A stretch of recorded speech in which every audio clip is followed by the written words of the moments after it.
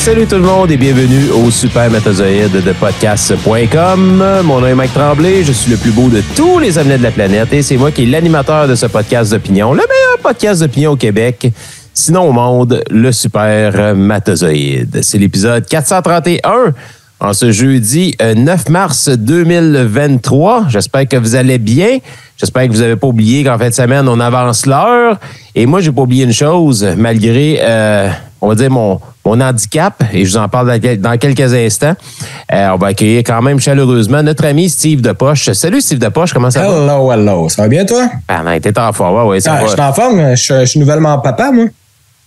Nouvellement papa de qui? De quoi? Ma blonde a accouché cette semaine.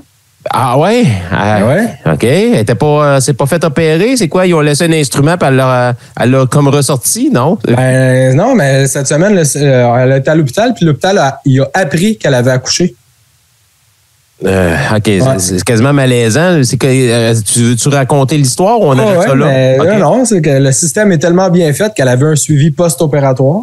Ouais. Il est rendu sur place, ils ont dit que c'était un suivi postpartum. Ben non! Non! Tout le dossier, c'était marqué comme si elle avait accouché, puis toute la... Fait que... C'est ça, tu sais. Alors que c'est l'inverse, c'est comme fait enlever l'utérus, tu sais. Ben oui. Ben oui. Non, c'est correct. Ça va super bien, le système de santé. Je sais pas si je dois te féliciter ou la féliciter elle ou pas pantoute, je sais pas. C'est donc bien bizarre, cette histoire-là. Ouais. Hey, ça va bien, hein? Ça va bien certain. Normalement, un suivi dans les dossiers, c'est comme important. C'est comme la trace que tu laisses pour le futur, là. Ouais, un petit peu, mais c'est ça. Okay. Au moins, l'infirmière, il a demandé 2 fois s'il était sûr qu'elle n'avait pas accouché. Ben voyons. Au moins, comme, tu vas être certain là, que la personne n'est oubliée. C'est comme l'histoire. C'est comme l'émission L'enceinte sans le savoir, je sais pas trop. Là. Tabarnane. Voyons donc. Êtes-vous sûr, madame, vous n'avez pas accouché? Pas mal sûr, oui. Pas mal sûr. C'est ça. Ça va bien. Incroyable. Moi qui pensais que j'avais une grosse soirée, là, une journée difficile, là, je pense que tu me bats là, facilement. Moi, je sais pas si vous voyez, petite rougeur, je pense pas que vous la voyez encore. Là. J'arrive de la boxe. C'est pour ça que j'ai les cheveux gras un peu. J'ai pas eu le temps de me laver là, en toute transparence, je vais vous le dire. Là. Mais j'arrive de la boxe. J'ai eu le temps de me sécher un peu. Je me pensais bon à la boxe parce que mon coach a fait l'erreur de me dire que j'étais bon à la boxe. Hey, tu bouges bien la tête. Puis tu sais, j'étais comme, yes, je suis rendu bon, je suis rendu Rocky, tu sais. Puis là, à un moment donné, il dit, on va pratiquer les esquives. Puis là, on a comme un bâton qui bouge, que tu peux comme tasser avec ton bras, puis tu peux esquiver. C'est pas facile à dire, plus facile à faire. Puis là, tu frappes le bâton, tu l'esquives encore. Puis d'habitude, ça va bien. Ouais. Puis là, mon coach a comme fait, hey, on pratique ça avec des vrais gants. Ben oui. Je veux dire, le bâton va vite, les mains vont vite aussi. Là. Je veux dire, si un jour je vais affronter Carl Giroux dans un combat de boxe, il faut que je sois rapide aussi. Là. C'était quand même un joueur de hockey professionnel ou semi-professionnel, on ne sait plus. Là. Mais là, je me suis dit, oui, il n'y a pas de problème. Il dit, là, il faut que tu mettes ton casque. Là, j'ai comme, un casque, tu me toucheras pas, je bouge tellement vite. Premier coup de poing, toi, chose. Premier. Pouf! Direct sur le côté de l'œil. Il dit, qu'est-ce que t'as fait là? Je me suis pas tassé, là. Fait que je l'ai mangé carrément sur l'arcade sourcilière qui a résisté, mesdames et messieurs, ça n'a pas éclaté. Mais je lance une prédiction. Probablement que dans 2 heures d'ici, à la fin du Supermatozoïde, je vais avoir l'œil à peu près gros comme ça. Ah, puis c'est censé être en tabarouette. J'ai dit, je vais demander à Steve s'il voulait la petite rougeur, là, ici, là. Ça va bien tes réflexes, pareil. Oui, mais ce qui va encore mieux, c'est la petite commotion cérébrale que j'ai vécue. Fait que ça se peut que mes mots sortent tout croche, que mes entrevues soient pas... on s'en sac. Ben ça, si tu le disais pas, on ne l'aurait pas remarqué. Je suis commotionné à l'année. C'est ça. Ah ouais, c'est ça. Ah, quand même.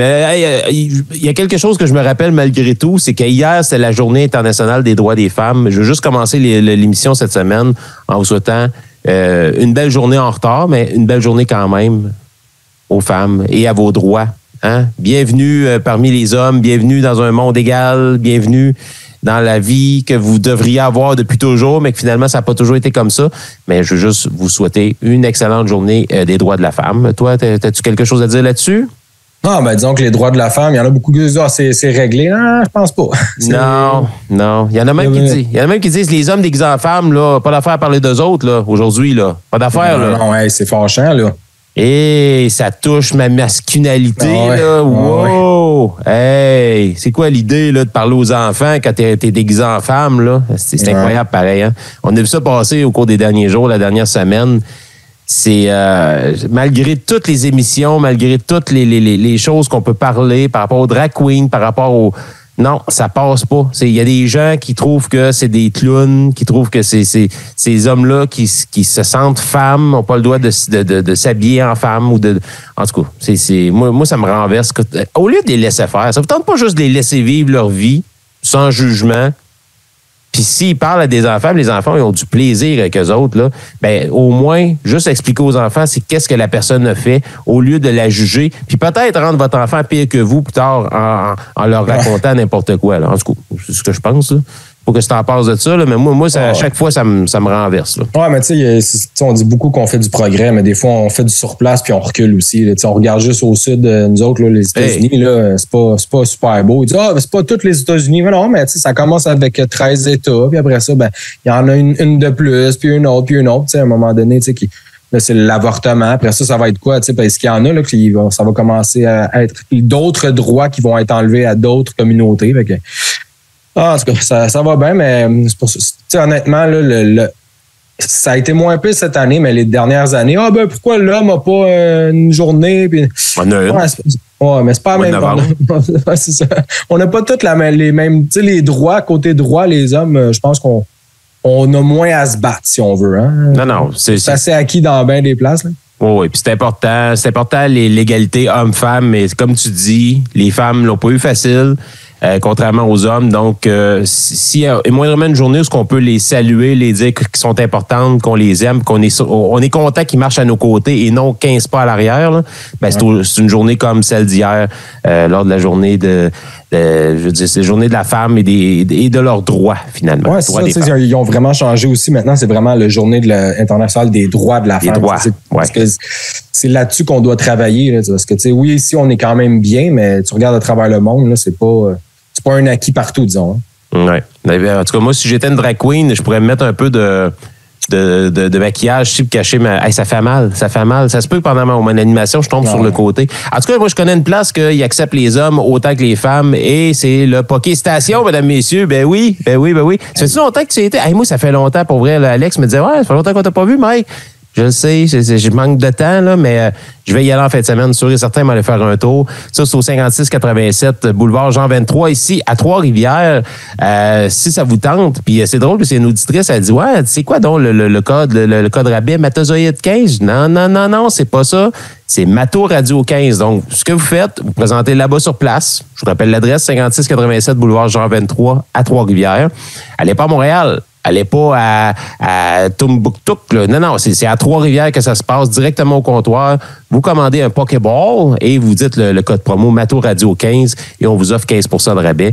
Là, je suis dû pour manger un bon Pokéball avec des crevettes et du homard. Et peut-être... un petit mélange de fruits de mer au travers de tout ça, là, ça va me faire du bien. Puis je vais peut-être demander, s'ils ont de la viande, peut-être une viande rouge, me mettre ici sur le côté de l'œil pour me calmer la douleur. Je souffre actuellement. Ça n'a de rien, mais je souffre. Un coup de poing, puis c'est déjà en train de faire sa divorce. Mais tout un. Hein, je te jure, là, le gars, là, je me suis tellement vanté que j'étais rapide qu'il a dû se dire, mon petit taban, tu vas voir que je vais l'essayer. Juste un petit direct, voir ce que ça fait. Ça a vraiment fait POC! Là, il a fait comme, ça va? Ouais. Je suis où, là? Pour vrai, j'étais mêlé, là. Donc, imagine les boxeurs professionnels qui mangent des rinces, là, comme Rocky, là. Hey, Rocky, là, manger 75 000 coups par un Russe qui le dépasse de 6 pieds, puis capable de finir son combat, il est même capable de gagner le cœur des Russes. Moi, je n'en reviens pas. C'était incroyable. Il se plaignait moins que toi. Oui, je le sais. Mais lui, à la fin, dans la douche, ses mains tremblaient puis ça allait pas bien, là. T'sais, tandis que moi, je pense que c'est juste une petite commotion. La semaine prochaine, je devrais être de retour normalement. Là, ça se peut que je ris pour rien, que je vois double, que... Vous êtes combien, là? T'es tout seul, OK, je te vois, là. OK, super. Mais quand même, commotion, pas commotion, je sais une chose, mesdames, messieurs, c'est qu'on est rendu à quoi? Steve Depoche, on est rendu à quoi? À quoi? Le courrier des lecteurs, c'est ça. C'est ça. Le courrier des auditeurs, mesdames et messieurs, on est rendu là. Ben oui, c'est important. Puis compte tenu que hier, c'était la journée internationale des droits de la femme, j'ai décidé de prendre 3 messages de femmes. Concept. Hey. OK. Premièrement, il y a Jacinthe. Une question pour toi, Steve Depoche. Jacinthe a dit « Salut Steve, c'est quoi ton huile à barbe? » Hein? Elle dit « Ça a l'air soyeux comme des joues de papillon. » Donc, est-ce que c'est quoi ton huile à barbe que tu utilises? As-tu une marque en particulier? Oui, mais c'est dans la salle de bain. Là. Je ne sais pas c'est quoi. Là. Tu connais pas la marque de ton huile à barbe? C'est de l'huile d'homme. Oui, non, je sais. Non, mais c'est de la vraie huile d'homme là, qui sent pas bon. Ah, OK. Parce qu'un homme, ça sent pas bon. Non, c'est effectivement. Pour ça que je suis pas un homme, finalement. C'est pour ça que je mange des coups de poing puis je manque de mourir. Je suis pas un homme. Vous voyez, premièrement, j'ai pas de barbe. J'ai même pas cette barbe pour avoir une huile. Non. Moi, c'est de l'huile, mais de l'huile en poudre. Donc, il faut vraiment que je mette une petite poudre dessus là, pour essayer de la taper. Là. Une petite peau de bébé, c'est pour ça. Là, c'est hallucinant. Donc, Jacinthe, désolé, tu pourras pas acheter la même huile pour ton chum, ton mari ou ton chien, je sais pas. Là, mais c'est de l'huile de testostérone pure. Ah, peu. Directement sorti des gosses de taureau. C'est ça. OK, Jacinthe, va pas attaquer un taureau puis voler ses gosses. Fais pas ça. On te conseille pas de le faire. On dit juste que j'ai pas toute ma tête. OK, le deuxième courrier, on a Annie qui a dit, selon vous, quelle est la plus belle Québécoise dans le monde du showbiz? Je sais pas pourquoi. Elle nous a posé cette question-là. Donc, vas-y donc, Steve Depoche. Je sais pas pourquoi qu'elle parle de ça. Peut-être parce que c'est la journée des femmes, mais elle a demandé c'est laquelle qu'on trouve la plus belle dans le monde du showbiz. Eh boy, aucune idée. Ça, c'est simple, hein? Je suis de même, moi. Moi, j'en ai une en tête. Elle est un peu toxique, mais Marie-Pierre Morin, je suis désolé. Si on parle de beauté, mais on parle de beauté, là. On parle pas de je vais me marier avec et passer ma vie avec, là. Je l'ai croisée en personne. Je la trouve magnifique, cette fille-là. Jugez-moi, tirez-moi des roches, pas de problème. Donc, côté toxique, Marie-Pierre Morin. Côté femme fatale, la plus belle femme du Québec, là. Je sais pas si tu es d'accord avec moi, là, Marie-Ève Janvier. Okay. Je trouve qu'elle frôle la perfection, cette fille-là. Elle a un sourire incroyable, elle est super jolie, tout ça. Peut-être pas durable, on ne sait pas, mais on parle ici, là, selon vous, la plus belle Québécoise dans le monde du showbiz. Moi, pour garder le même terme, ça serait Kim Clavel, d'abord, ça. Tu sais, au moins, elle a du punch. La boxeuse? Ben oui, Kim Clavel, c'est la boxeuse, il n'y en a pas 1000. Là. Ben non, mais présente-moi jamais ça, elle va me sacrer ça sur l'autre côté. Au moins, l'avantage, la grandeur qu'elle a, elle te chauterait dans le ventre. Là, elle va me pogner un tonton de sucre. C'est ça. Mais OK, ouais. Mais oui, elle a un petit charme, oui, j'avoue. Mais moi, vu que je suis vieux aussi, j'ai Claudine Desrochers, évidemment, que je peux pas oublier. Ma belle Claudine, écoute, c'est incroyable. Je sais pas pourquoi, je l'ai dans la peau. Je l'ai dans la peau. Oui. OK, ouais. Claudine, si t'es à l'écoute, j'étais dans la peau. Okay. C'est malaisant, tout ça. Ben oui, un peu. Ben, c'est pas grave, je suis commotionné. Je peux dire ce que je veux. OK.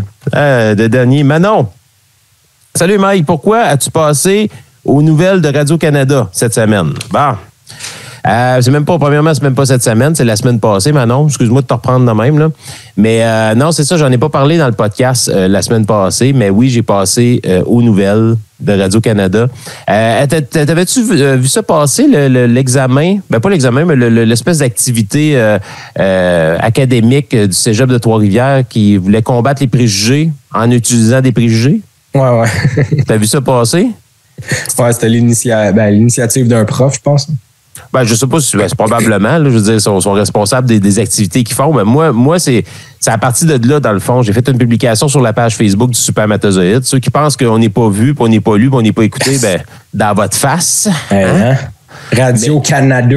Moi, à part de ça. Hein? Même pas de TVA, là, tu sais. Ça reste un merdia pareil, là, mais quand même. Radio-Canada, là, nos taxes. Ouais. Probablement qu'ils se sont dit, hey, les autres, ça fait 11 ans qu'ils payent leurs taxes, puis ils n'ont jamais eu de visibilité, on va leur en donner un peu, je sais pas. Là, ils ont décidé de m'inviter parce que moi, j'avais fait la publication, puis je trouvais que, à la base, là, moi, ce qui m'avait dérangé, c'est le terme radio-poubelle. Moi, je trouve tellement, asti, que radio-poubelle, ça date de 2008-2009, c'est dépassé, c'est rétrograde, je sais pas, toi, tu l'aimes-tu encore? Tu l'utilises-tu encore, ce terme-là? Pour, évidemment, là, on non, parce qu'en fait, il y a une radio qui est toxique, si on veut, tant qu'à moi, là, en ce moment. Tu sais, avec un discours toxique, le reste, là, à part ça. Mais tu utiliserais-tu... On sait que tu parles de Radio X, OK? Ça, non, mais c'est juste... Moi, je dis que c'est une radio tout croche. Là. Il n'y a pas de radio poubelle, parce que radio poubelle, ça l'englobe, on dirait, toutes les radios de Québec, alors que il y en a juste une en ce moment dans le talk radio qui fait vraiment un discours différent. Puis tu sais, qui n'est pas juste un discours différent, qui est juste toxique. Là. Ouais. Mais le terme radio poubelle, tu sais, il était peut-être, tu sais, dans le temps que Jeff était là, ça a vraiment sorti dans le temps de Jeff avec la poursuite de Sophie Chiasson. On se rappelle de toute cette histoire-là qui a fait que Jeff a perdu son micro la première fois avec Radio X. Mais on dirait que ça a comme resté. Évidemment, ils ont été tagués au fer rouge, là, radio poubelle, ça a comme resté. Mais t'écoutes cette radio-là aujourd'hui, c'est pas une radio poubelle. Il y a peut-être des animateurs qui ont des propos poubelles. Mais tu sais, il faut jamais oublier que derrière une radio, puis c'était un peu ça mon point que je disais à la journaliste, puis c'est ça ce qui est plate au niveau de la télé, tu parles pendant 15 minutes, mais ils gardent 2 codes de 2 minutes et de 20 secondes d'écart. Là. Mais tu sais, dans une radio, c'est pas juste des animateurs, il y a des gens qui travaillent aux ventes, au marketing, je veux dire, qui travaillent en infographie, je veux dire, l'informaticien, c'est pas toutes des poubelles, là. C'est pas toutes des radios. Puis je pense pas que, tu sais, sur leur chèque de paye, quand ils encaissent leur chèque, ils font comme « Yes, je travaille dans une radio poubelle ». C'est pour ça que j'aime pas cette terme-là. Non, mais c'est parce qu'ils ont francisé un terme, tu sais, du trash radio. Ils ont juste francisé ça. Puis ça se dit, en anglais, tu peux dire « Ah, ça, c'est du trash radio ». Ça se dit mieux, tandis que le radio poubelle, mais ils ont inclus tout là-dedans. Il y a mettons qu'il y a quelqu'un qui ferait un commentaire stupide à, je sais pas, à Week-end, genre à Québec. Mais là, ça, c'est de la radio poubelle.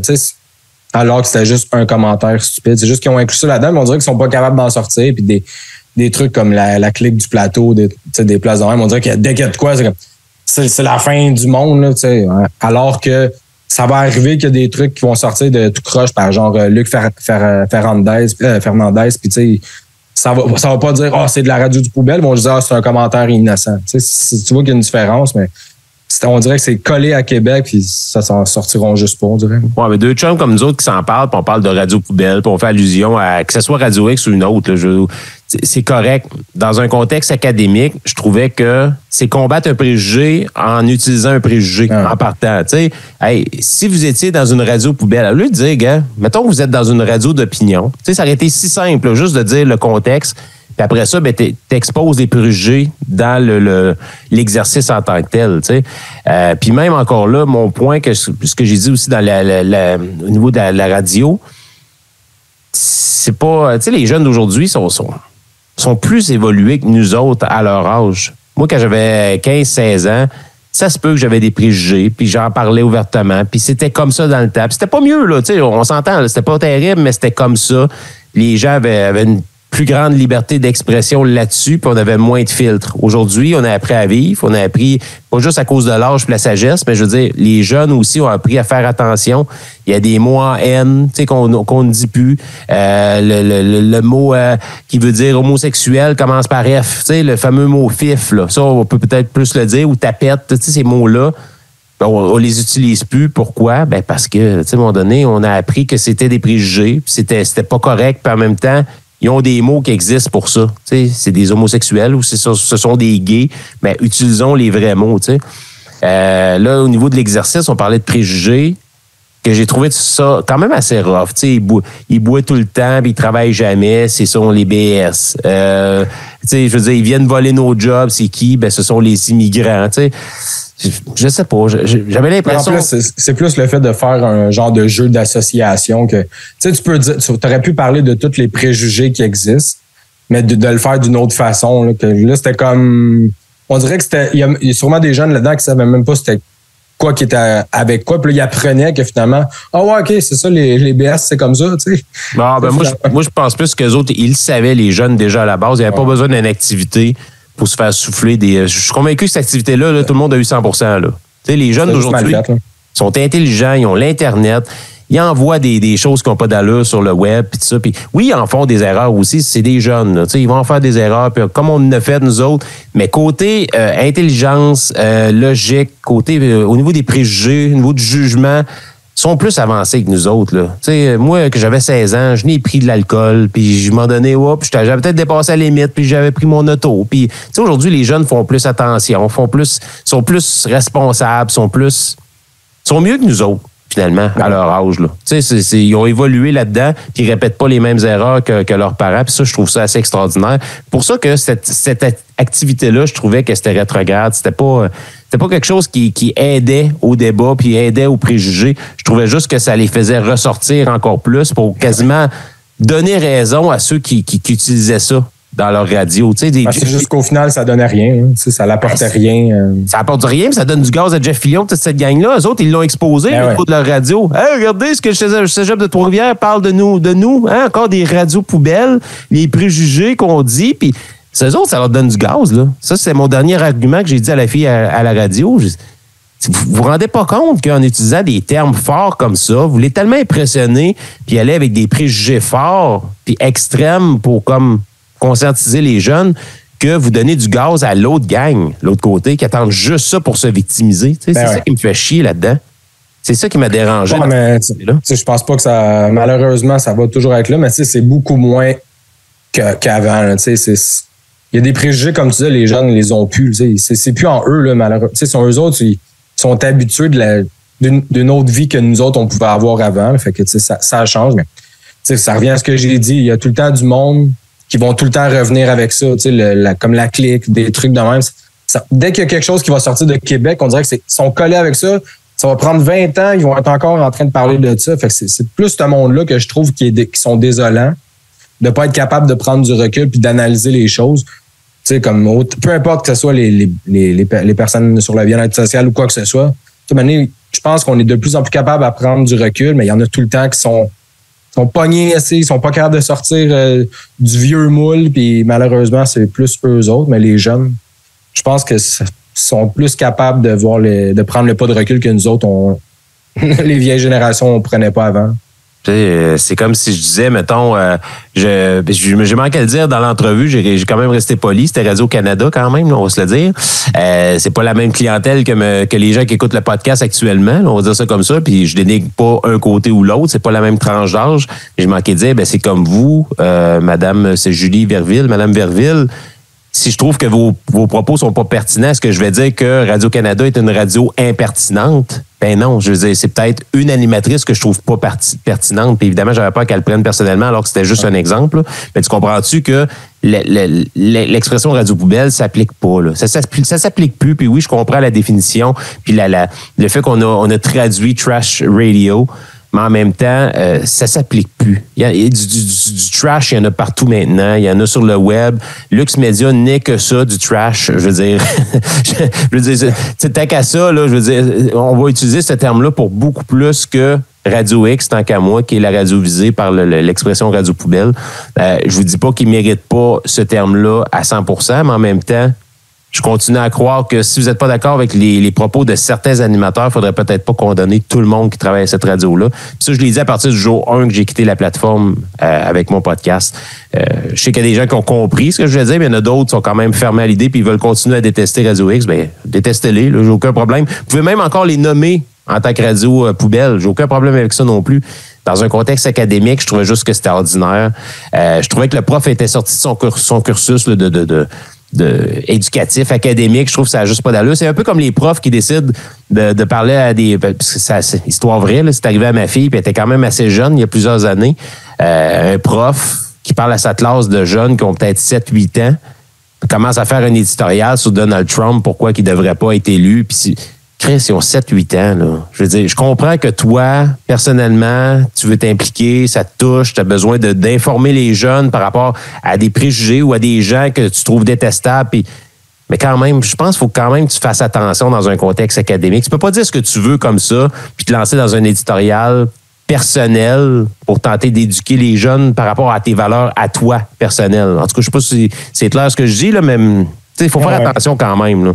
Ouais, mais tu sais, tous les profs vont avoir un biais, puis c'est surtout, par exemple, au cégep ou des trucs de même, s'ils sont plus à gauche, ça va paraître dans leur cours, puis tout le cas, tu sais, ils pourront jamais s'en sortir, mais il y a une façon de bien faire les choses, puis celle-là, elle était juste discutable, disons, puis on passe à autre chose, à la prochaine crise, que ça va faire plaisir à du monde de voir leur nom affiché à quelque part. Là. Ah, laisse donc faire. Tu parles comme si j'avais fait ça pour de la popularité, alors que j'ai juste livré mon opinion. Non, toi, c'est ton rêve, là, je le sais. Là, tu me dis, enfin, je vais passer à Radio-Canada.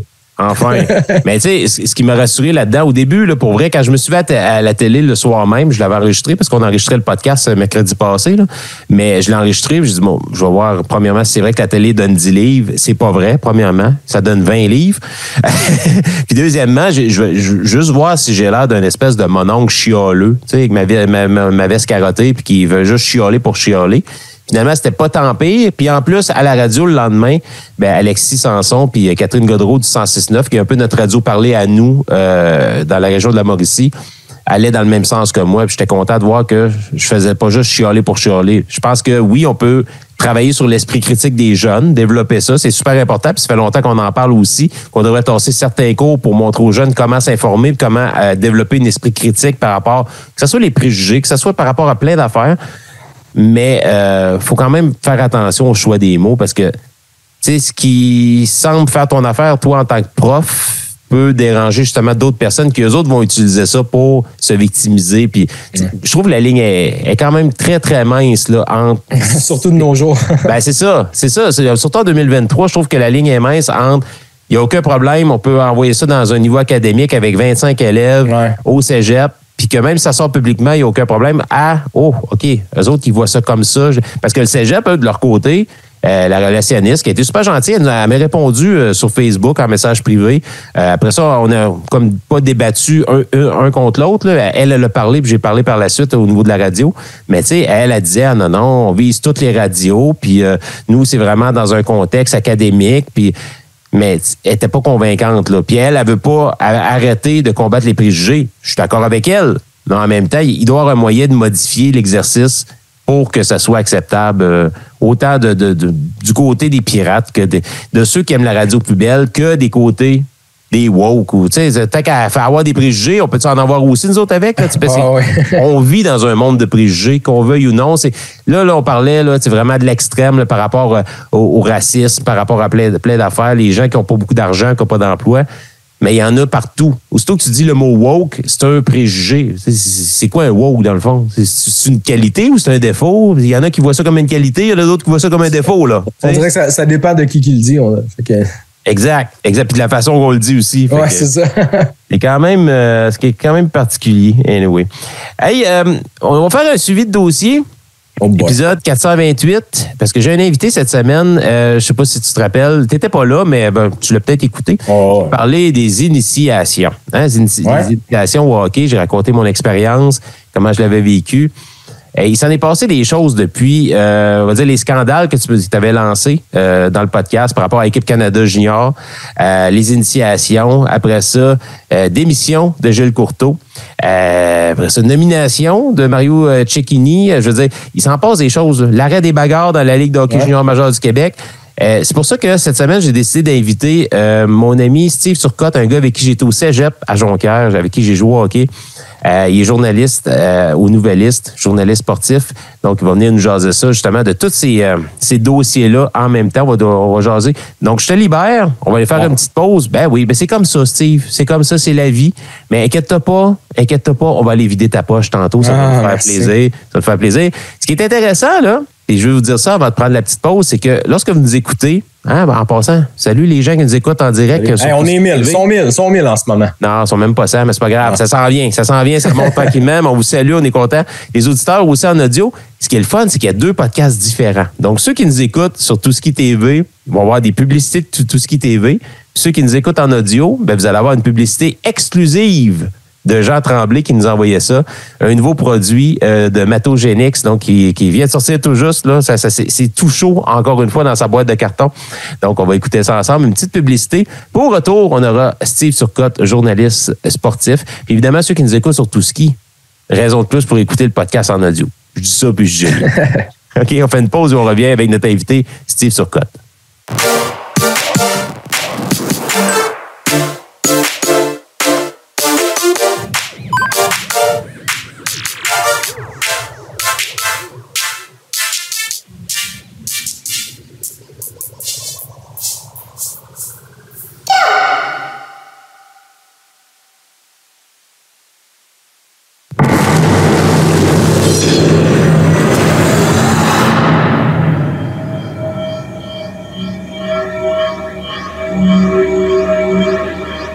Oui, mesdames, messieurs, on est de retour au Super Matozoïde avec notre premier invité. Et évidemment, on se pose la question, cette semaine, le hockey. Est-il hockey? OK, le hockey. C'est pas facile à dire, mais on se pose vraiment des questions à propos de notre sport national. Pourquoi? Parce que, bon, on le sait, il y a eu l'histoire de Team Canada. Ça a brassé énormément il y a quelques mois. Après ça, les initiations, on a parlé de ça il y a quelques semaines. La démission de Gilles Courteau, la fin des bagarres dans la Ligue de hockey junior majeur du Québec. Donc, beaucoup de sujets par rapport au hockey junior. Et pour nous en parler, on a un chum. Ça fait longtemps que je l'ai pas vu, je lui ai pas parlé. Steve Turcotte, journaliste sportif pour le Nouvelliste en direct de son Zoom. Salut Steve, comment ça va? Très bien, merci Mike, toi? Yes, ça va bien. On se connaît depuis longtemps, on se connaît depuis le cégep. Tu es un très bon joueur de hockey aussi. Comment tu t'es senti par rapport à toute cette histoire-là quand ça a commencé? Mettons, à partir des scandales avec Équipe Canada, là, en tant que joueur de hockey, là, est-ce que ça t'a brassé intérieurement autant que moi au début? Parce que c'est quand même quelque chose qui n'est pas drôle là, à la base. Là. 100%, Mike. J'étais choqué. J'étais vraiment choqué lorsque j'ai entendu ces histoires-là. Tu sais, le hockey junior, c'est une micro-société à l'intérieur de la grande société. Donc, c'est possible que ça arrive. Mais de savoir comment ça a été géré, ben là, ça, c'est une autre poutine. Là. Ça, c'était vraiment choquant d'apprendre qu'il y avait un fonds pour ça, qu'on a essayé d'acheter le silence, qu'on a essayé de manœuvrer là-dedans. Pour vrai, là, c'était choquant. Oui, j'avoue. Écoute, tu as joué au hockey longtemps. C'est-tu le genre d'histoire que tu avais déjà entendu parler, que ce soit de près ou de loin, que tu sais, où on parle au niveau d'abus des filles aussi, mais aussi au niveau des initiations, parce qu'on va faire un petit peu un parallèle avec les deux. C'est le genre de choses que tu avais vécu personnellement au point de te dire, ben coudonc, j'ai peut-être fait partie du problème, puis je me suis comme retiré par rapport à ça parce que je faisais partie de la gang? Ben, via le collectif, non, là. Non, d'ailleurs, faut faire attention quand on parle de ça, Mike, parce que, tu sais, il n'y a toujours pas de cours qui ont entendu cette plainte alléguée là. Ouais. Dans le cas des initiations, j'ai rien vu de tel par rapport aux expériences, aux témoignages qu'on a pu lire dans l'article de Martin Leclerc. Est-ce que j'ai vu des initiations moins fun? Écoute, je me souviens à Jonquière, là, mon ami Jet, on avait une sorte d'initiation. Il n'y avait rien de sexuel là-dedans, mais c'était un petit peu dégradant. Effectivement, là, il y avait eu des petites choses. Mais, tu sais, j'ai même raconté dans le journal, Mike, l'initiation qu'on avait eue en ATM. Tu sais, c'est une autre époque, là. Mais moi, je me souviens très bien que la journée d'initiation d'ATM, qui était de connivence avec les gens du cégep, ils prêtaient leurs locaux, ils quittaient, ils savaient très bien qu'est-ce qui allait se passer et on nous intimidait. Moi, il y a une fille de mon coin, Mike, je le raconte dans l'article, qui, elle, l'a pas pris, là. Elle a quitté Jonquière. Elle s'est dit, pour moi, ce milieu-là sont complètement timbrés parce qu'à la fin de la journée, évidemment, on nous explique que c'est une blague là, pour les gens qui veulent comprendre le contexte. C'est qu'on nous mettait dans un endroit où on devait performer, on devait être un vrai journaliste écrit, un vrai journaliste télé, un vrai journaliste de radio et de pub. Et on nous disait, si vous pochez, vous partez à la maison. Ça, c'est la dernière journée d'évaluation. Et évidemment, tout était fait pour qu'on poche. Et si tu te souviens bien, les étudiants qui avaient été pris de troisième année, ils avaient l'air de professeurs de 25-30 ans. Et puis, il allait fort. Là. Il brassait les gens pas mal. Puis la fille, elle était quittée. Donc, c'est symptomatique, je pense, d'une autre époque, ce qu'on a entendu. Et moi, dans tout ce débat-là, c'est ce qui me choque le plus, ce qui me peine le plus, c'est que tu entends parler autour de toi, à gauche, à droite, puis les gens ont l'impression que ce qui a été raconté dans l'article de Martin Leclerc, ça s'est passé la semaine passée. Ou le mois dernier. Ben non, c'est pas ça. Le cas le plus récent, c'était minimum 10 ans. Après ça, on tombait à 20 ans, puis après ça, on tombait à 25 ans.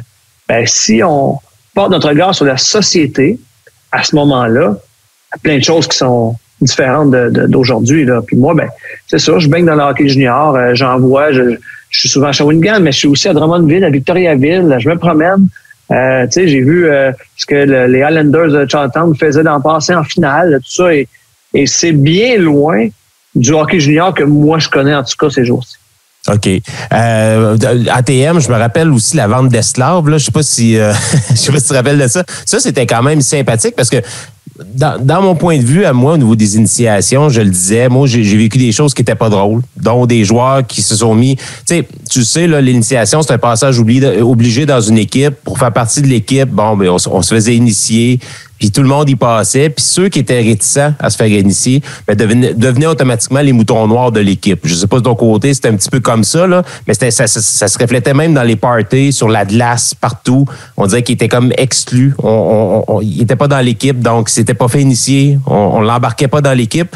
Mais tu sais, j'ai vu des choses dégradantes que j'ai racontées moi aussi dans mon podcast. Quelqu'un qui s'est fait uriner dessus, là. Tu sais, moi, c'est là que j'ai débarqué. J'ai fait, voyons, là, on est rendu où là-dedans, là? Ça se peut pas, là. On peut pas être rendu là. On est supposé être une gang de chums qui jouent au hockey. On a un point commun, c'est qu'on est bon. On forme une équipe.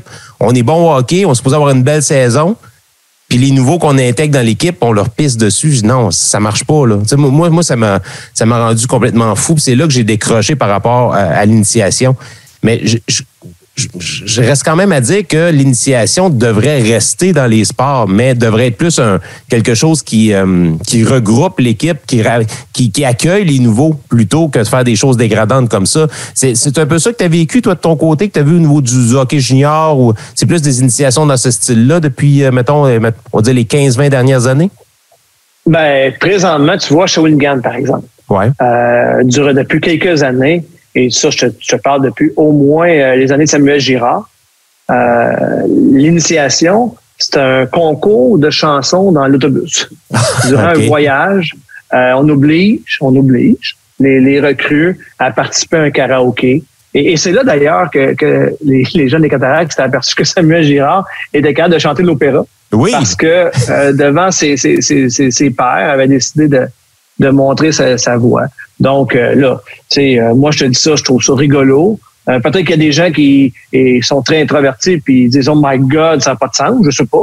Ben, mais il me semble que c'est bien, bien loin de ce qu'on a pu lire, là, qui était totalement inacceptable, dégueulasse.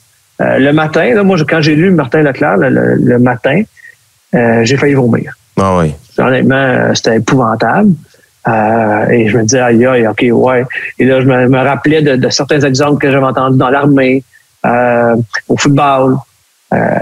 Et je me disais, ben oui, c'était comme ça n'a aucun bon sens. Puis une chance que c'est plus comme ça. Mais moi, et c'est ça, mon point est que l'article comme tel, j'ai aucun problème. Martin Leclerc, c'est un journaliste que je respecte beaucoup, avec qui j'ai eu la chance de travailler brièvement avec le magazine. Mais au-delà de ça, c'est quelqu'un dont le travail, je respecte beaucoup. C'est plus la réaction qu'il y a eu à ce papier-là qui m'a dérangé. Les gens n'étaient pas capables de faire la part des choses. J'avais l'impression que s'ils allaient demain matin à Val-d'Or, dans le vestiaire des Foreurs, ben on continuait à abuser des recrues sexuellement. Je pense pas. Oui. Non, je pense que c'est quelque chose. Puis j'ai terminé là-dessus, moi aussi, de mon côté. Là. Ma vision du hockey, je trouve qu'elle avait beaucoup plus évolué de ce que je voyais des jeunes. Évidemment, je suis un peu moins près que toi au niveau junior majeur. Mais tu sais, je regardais Pee-Wee, Bantam, Midget. Tu sais, je regardais ça. Puis tu sais, les jeunes, ils ont l'air à, oui, avoir du fun. Probablement qu'ils aiment ça, prendre un petit verre entre eux autres le soir. Tu sais, c'est bien correct là, que jeunesse se fasse. Là. Mais au niveau initiation, là, j'ai jamais revu ce que moi, j'ai vécu une fois. Là, on va se le dire, j'ai pas vécu ça pendant 10 ans. Là, mais j'ai vécu ça une fois, puis c'était suffisant pour moi. Les autres fois, on parlait d'ATM, mettons, vente d'esclaves. On achetait des esclaves. Juste faire une mise en contexte qui était comme les premières années en ATM. Qui, on les avait pour quelques heures, en tout cas, à la maison, puis on leur faisait faire du ménage. Moi, je me rappelle, on a un ami commun, Yannick, on avait ramassé, lui, il boit pas, mais on avait ramassé des centaines de capsules de bière qu'on avait jetées carrément partout dans l'appartement, puis on avait dit à notre esclave qu'on savait le nombre exact. Donc, il devait arriver avec le nombre exact de capsules de bière pour pouvoir se libérer de sa tâche d'esclave.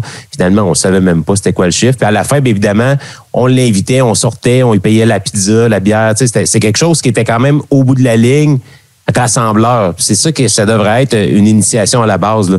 Donc, moi, je suis content, oui, que ça l'a changé, parce que ça n'a juste pas d'allure. Un peu comme toi, quand j'ai lu l'article, je n'étais pas capable de me faire une tête à dire, ça se peut-tu que des joueurs font ça entre eux autres? Tu sais, pour avoir joué la game, plutôt aussi, là, me semble, je regarde tous les gars avec qui j'ai joué au hockey, même les plus jeunes, j'aurais jamais eu l'idée de faire ce genre de choses-là.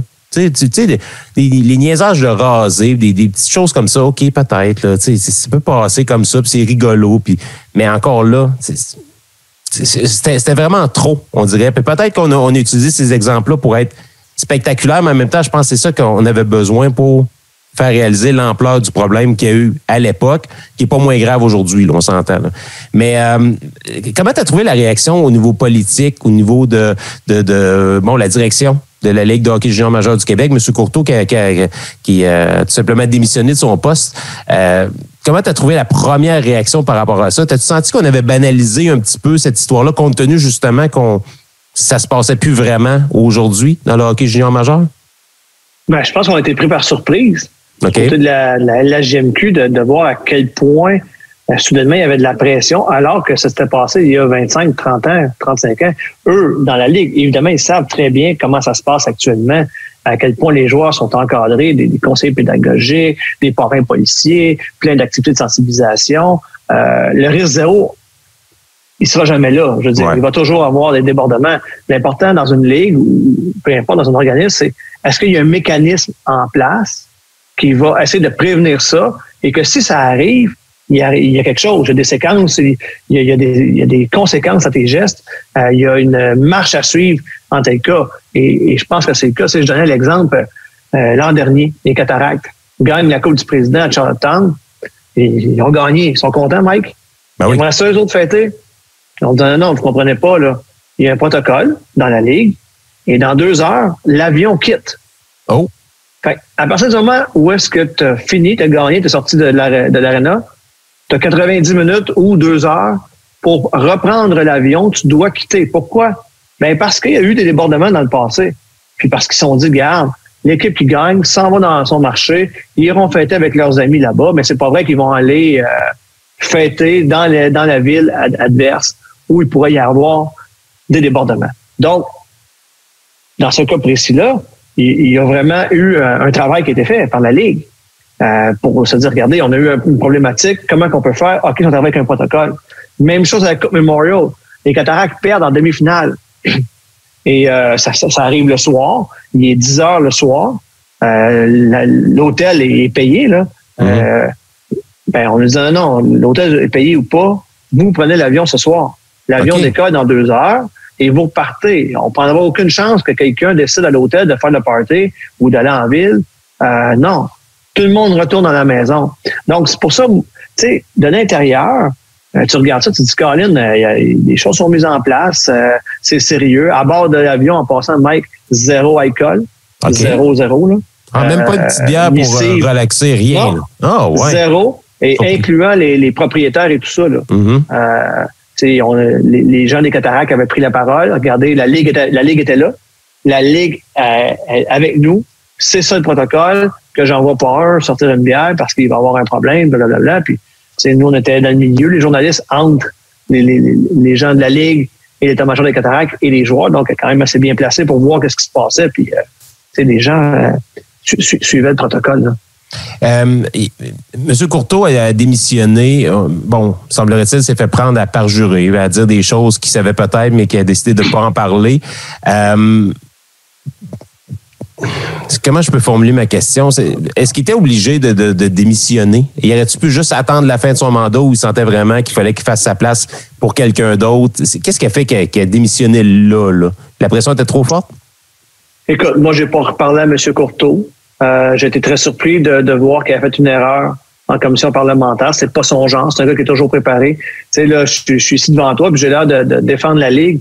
Mais les gens qui me suivent, ils savent très bien qu'au cours des 10, 15, 20 dernières années, j'ai souvent critiqué la Ligue, souvent critiqué M. Courteau, souvent eu M. Courteau face à face et j'ai tenté de le coincer avec mes questions. J'ai jamais été capable. C'est quelqu'un qui était extrêmement bien préparé, normalement, connaît ses dossiers. Là, ce qu'il connaissait, ça a été une erreur. Est-ce que, tu sais, je sais pas. Je sais pas qu'est-ce qui s'est passé. Comment il a pu arriver à faire une erreur semblable. Mais c'est sûr que cette erreur-là a remis de la pression. De la pression sur M. Courteau, de la pression sur la Ligue. Je pense que jusque-là, ça s'était un petit peu calmé. Je fais référence, entre autres, à l'article de Yves Boisvert. Je sais pas si tu as vu ça passer. Sur la LHGMQ. Yves Boisvert, qui est un chroniqueur à la presse, puis encore là, quand j'ai lu Yves Boisvert parler de système d'exploitation, disait quasiment que les joueurs de la LHMQ étaient des esclaves. Moi, ça m'a extrêmement étonné. Là. C'était pas du tout ce que je pense de la situation. Mm-hmm. Mais au-delà de qu'est-ce que moi je pense, c'est que la réaction qu'il y a eu dans le milieu à la suite de cet article-là a été positive pour la Ligue. Tu as eu un paquet d'anciens joueurs, des anciens pros, mais des anciens joueurs universitaires, des joueurs qui viennent de quitter, comme des gars qui ont quitté il y a 15 ans, qui ont pris la parole publiquement sur les réseaux sociaux, puis ont dit non, hey, wow, un instant, là, moi, j'ai pas été exploité, je connais personne qui a été exploité.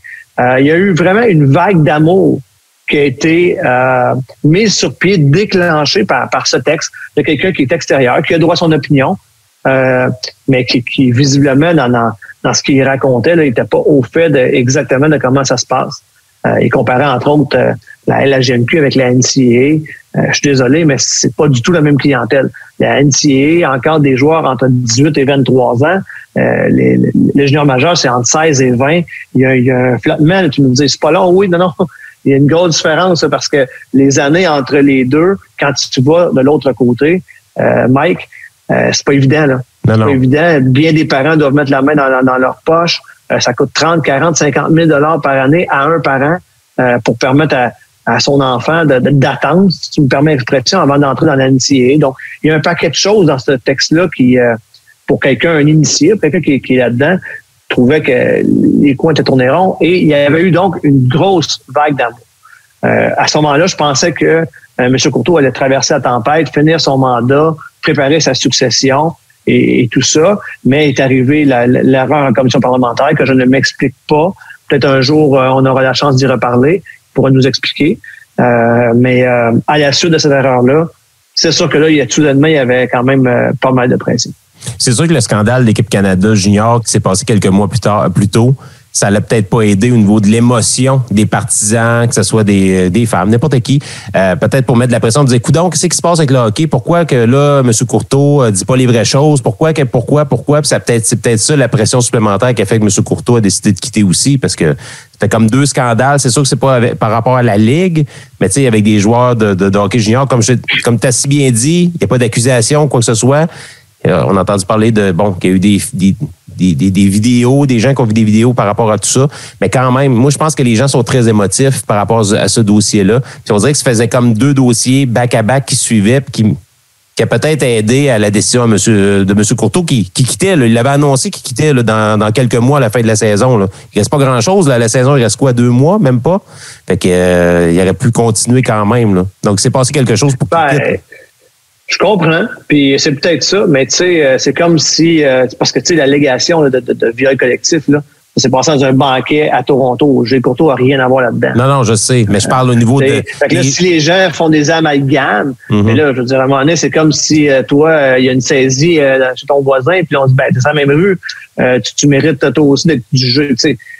À un moment donné, il faut faire la part des choses. Là. Mais sur les réseaux sociaux, tu es d'accord avec moi que les amalgames se font assez rapidement. Là. C'est peut-être ça aussi la pression sociale avec toutes ces histoires-là qui a fait qu'à un moment donné, M. Courteau il a dit ben, j'ai fait ce que j'ai pu, je me suis trompé, puis là, je vais quitter. Puis c'est plate, c'est peut-être pas le meilleur leg qu'il pourrait le laisser avant de partir, parce qu'il a quand même fait des bonnes choses, on va se le dire, au niveau de la Ligue de hockey junior majeur du Québec, mais en même temps.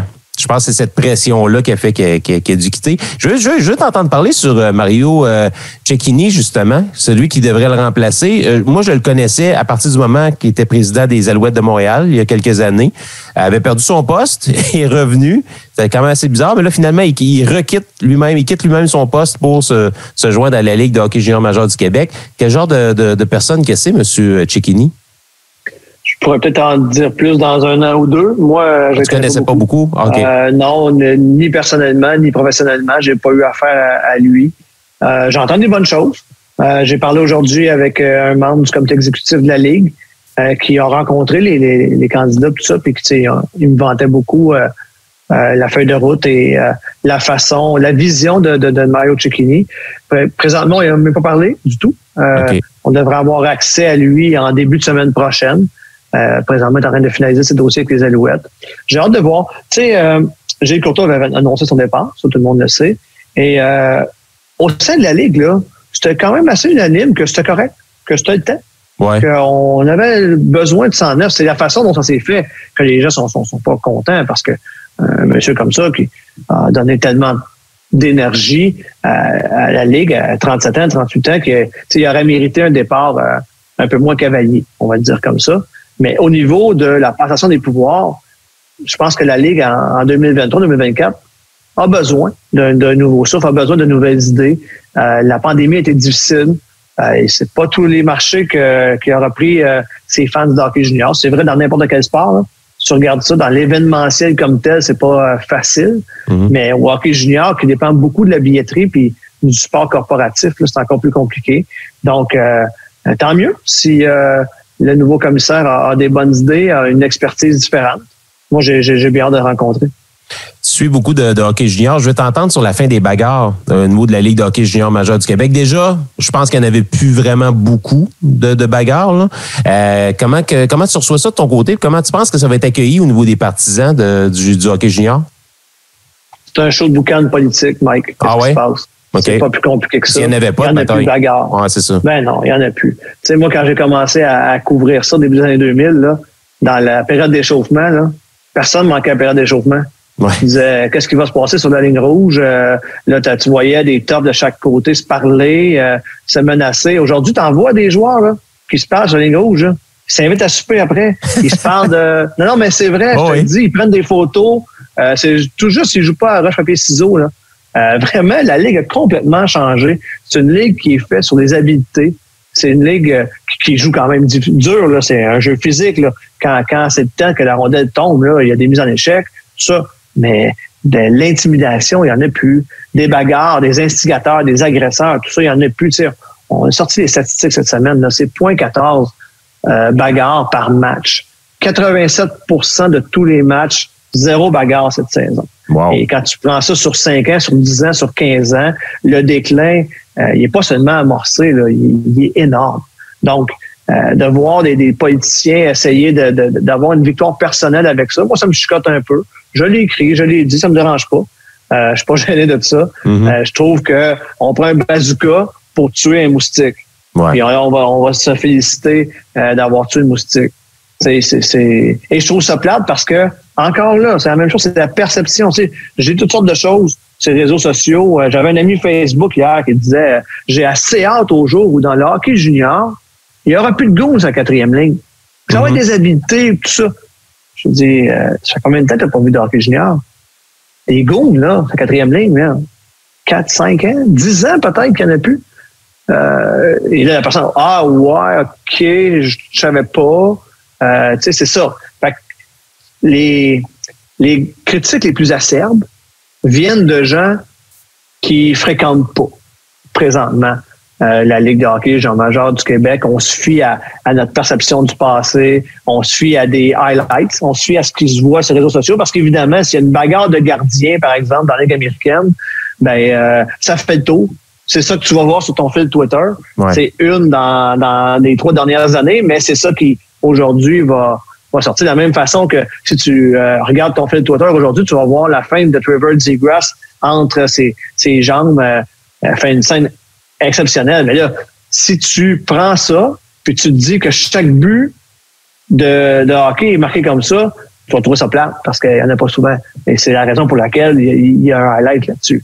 Puis, donc, il n'y a pas moins de monde dans les estrades depuis 10 ans, là, parce qu'il y a moins de batailles ou il y a moins de goons. Ou, je sais pas si tu as fait une recherche par rapport à ça, là, mais selon moi, ça n'a pas changé au niveau des spectateurs. Là. La clientèle a changé. Okay. Il y a des gens qui sont pas contents qu'il n'y ait plus de bagarre. Ils sont partis. C'est pas pour rien là, qu'il y a beaucoup de gens qui vont voir du hockey senior. Mm-hmm. Le hockey senior est devenu beaucoup plus populaire le jour où, justement, dans le hockey junior, ça l'a arrêté de brasser. OK. Et puis, encore aujourd'hui, si tu vas vendredi soir à Louisville, je ne sais pas s'il y a un match vendredi, là, ou à Trois-Rivières, ou à Donnacona, ou ces gens-là remplissent l'aréna. Même eux ont fait un virage. Avant, il y avait 10-12 bagarres par match. T'sais, moi, j'ai joué là-dedans, j'ai dirigé là-dedans. Il y avait 7-8 bagarres. Là. J'avais 5 coéquipiers, 6 coéquipiers qui jetaient les gants à chaque match. Là. C'est plus comme ça, même dans le hockey senior. Il y a quand même des habiletés, mais il reste un fond de bagarre pour amener des gens à l'aréna. Ces gens-là ont disparu de la carte au niveau du hockey junior. C'est plus des petites familles, mais maintenant qui vont voir le hockey junior. Hey Steve, tu connais Luc Thibault? Dans le hockey senior, il voulait me faire un try-out quand je suis arrivé à Pont-Rouge. Là, je connaissais pas le niveau. Je dis, je peux aller avoir un match entre ton équipe et puis lui, il entraînait l'équipe de Donnacona. Je sais pas si c'est encore lui aujourd'hui, mais en tout cas à l'époque. Puis j'avais été voir le match, puis la rondelle n'était même pas encore mise au jeu. Il y a eu comme 4 ou 5 bagarres en partant. Là. C'est ridicule. Là. Je veux pas jouer là-dedans. Là. C'est pas. Tu sais, une bonne bagarre, mettons, tu travailles le long des bandes. Puis le gars, il te frappe, puis il te fait mal, puis t'as le goût, là. Tu sais, ça peut arriver, mais pas 5 bagarres avant même que la rondelle soit mise en jeu. Tu sais, je comprends que c'est un spectacle, je comprends que les gens qui vont là, ils vont pour ça. Puis il y a même des rivalités, là, que souvent telle équipe contre une autre équipe, ben là, c'est un tel qui va affronter absolument ce tel-là, puis qu'il avait battu il y a 3 semaines. Puis en tout cas, bon, il y a une espèce de rivalité. Mais moi, j'avais pas le goût de jouer ce genre de hockey-là. C'est pour ça que j'ai arrêté à ce moment-là. Mais tu sais, il y a une ligue pour ça, comme tu dis, la Ligue de hockey junior majeur du Québec. En principe, ça a toujours été comme ça. C'est une ligue de développement en préparation pour la Ligue nationale. Donc, chacun a ses forces, chacun a ses faiblesses. C'est à voir qu'est-ce qui va se passer au niveau de la Ligue de hockey junior majeur du Québec. Puis je veux terminer avec un sujet super intéressant parce que j'ai vu un article que tu avais écrit à propos des femmes. On sait que mercredi, c'était la journée internationale des droits de la femme. Il y a de plus en plus de femmes dans le monde du hockey, dont la Ligue de hockey junior majeur du Québec. Je veux t'entendre là-dessus, justement, cette belle ouverture-là vers les femmes. Ben, il y a de la place pour tout le monde. Puis, oui. Il y a vraiment, je sens que si les gens sont compétents, peu importe leur sexe, ils vont depuis faire 5 ans, c'est pire. C'est pas pire, mais je dis, il y en a de plus en plus. Je trouve ça le fun. Je trouve ça valorisant de voir, comme tu dis, s'ils sont compétents, de les faire entrer dans ce monde-là qui, à l'époque, on disait, c'était un monde de gars. Puis je trouvais ça intéressant, les parallèles que tu faisais par rapport à ça. Puis au Québec, je sais pas si c'est comme ça partout dans les ligues de hockey junior majeur, mais au Québec, il y en a quand même plusieurs là, qui ont fait leur entrée au cours des dernières années. Je trouvais ça intéressant que tu exposes ça. Puis je pense qu'il va y en avoir de plus en plus. Mm-hmm. Ces gens-là amènent une vision différente, une façon de faire différente. Puis c'est ça que le hockey junior veut faire, veut développer des nouvelles idées, veut aller chercher de nouveaux marchés. Ben c'est ça. Quand tu es autour d'une table, 2 cerveaux, c'est mieux qu'un. 4, c'est mieux que 2. Ainsi de suite. Là. Donc, moi, je côtoie ces femmes-là, la plupart. Et c'est des gens qui sont dynamiques, qui sont intéressés, qui connaissent le hockey, qui veulent faire partie de la solution. C'est vraiment le fun. Yes. Hey Steve, en terminant, si on veut lire tes articles, justement, on veut te suivre, parce que toi, t'es journaliste sportif, tu suis beaucoup le hockey junior majeur du Québec, le hockey un peu partout dans la région. On va où exactement? Le Nouvelliste.ca, j'ai aussi mon compte Twitter et je suis très fier de collaborer, dis-je, avec Hockey Magazine aussi. Quand vous faites vos pots de hockey, là, la fameuse revue, le guide des poolers. T'es là-dedans, toi. T'as participé à ça. Ben oui. Je fais partie du jury qui essaie de vous aider à pas avoir l'air trop fou dans vos pots de hockey. C'est bon. Hey Steve, un gros merci pour tout ça. Puis écoute, s'il y a des développements par rapport à tout ça, ben on s'en jase dans les prochaines semaines. Ça me fait plaisir. Yes. Est-ce que tu connais Stellar Corps? Ça, c'est un groupe de musique, là. Tu sais, on est loin des Smashing Pumpkins. Tu connais pas ça? OK? Non. Ils ont fait une reprise de California Dreaming. Donc, on va faire une petite pause musicale. On va écouter ça ensemble. Puis au retour, ben, ça va être Steve Depoche. Encore une fois, un gros merci de ta participation. Puis on s'en jase bientôt. Merci, Mike. Et nous, on s'en va écouter Stellar Corps.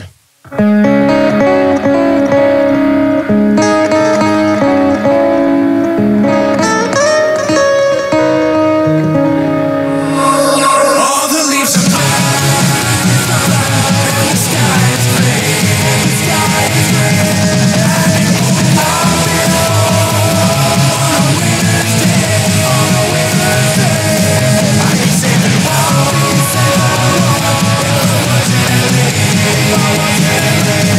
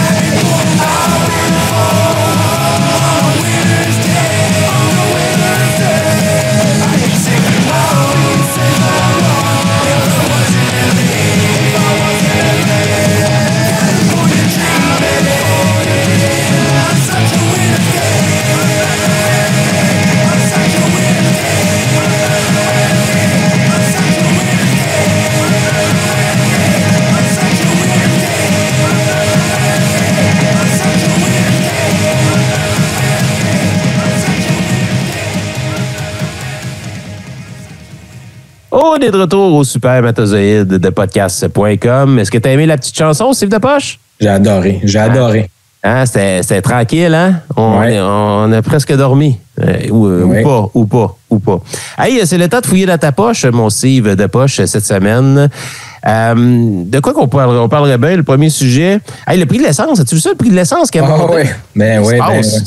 Pourquoi le prix de l'essence a monté? C'est à cause des files d'attente à la SAC? C'est quoi? Mais c'est la relâche, Mike. Ouais, mais fini la relâche, là. Ça fait quelques jours, là. Mais non. Il y a une relâche à Montréal. Après ça, il y a une relâche ailleurs dans le Québec. Moi, là, je pense que c'est pour ça qu'ils ne mettent pas la relâche la même semaine. Ils veulent étirer le prix du gaz pendant 3 semaines parce que c'est 3 semaines différentes. Ça, tu as raison. La semaine passée, c'était la Mauricie, quelques régions. Cette semaine, c'est la région de Québec. Puis la semaine prochaine, je pense que c'est la région de Montréal. Puis là, le prix a monté. Là. On a passé de 1,59 à 1,65 à peu près dans la région de la Mauricie.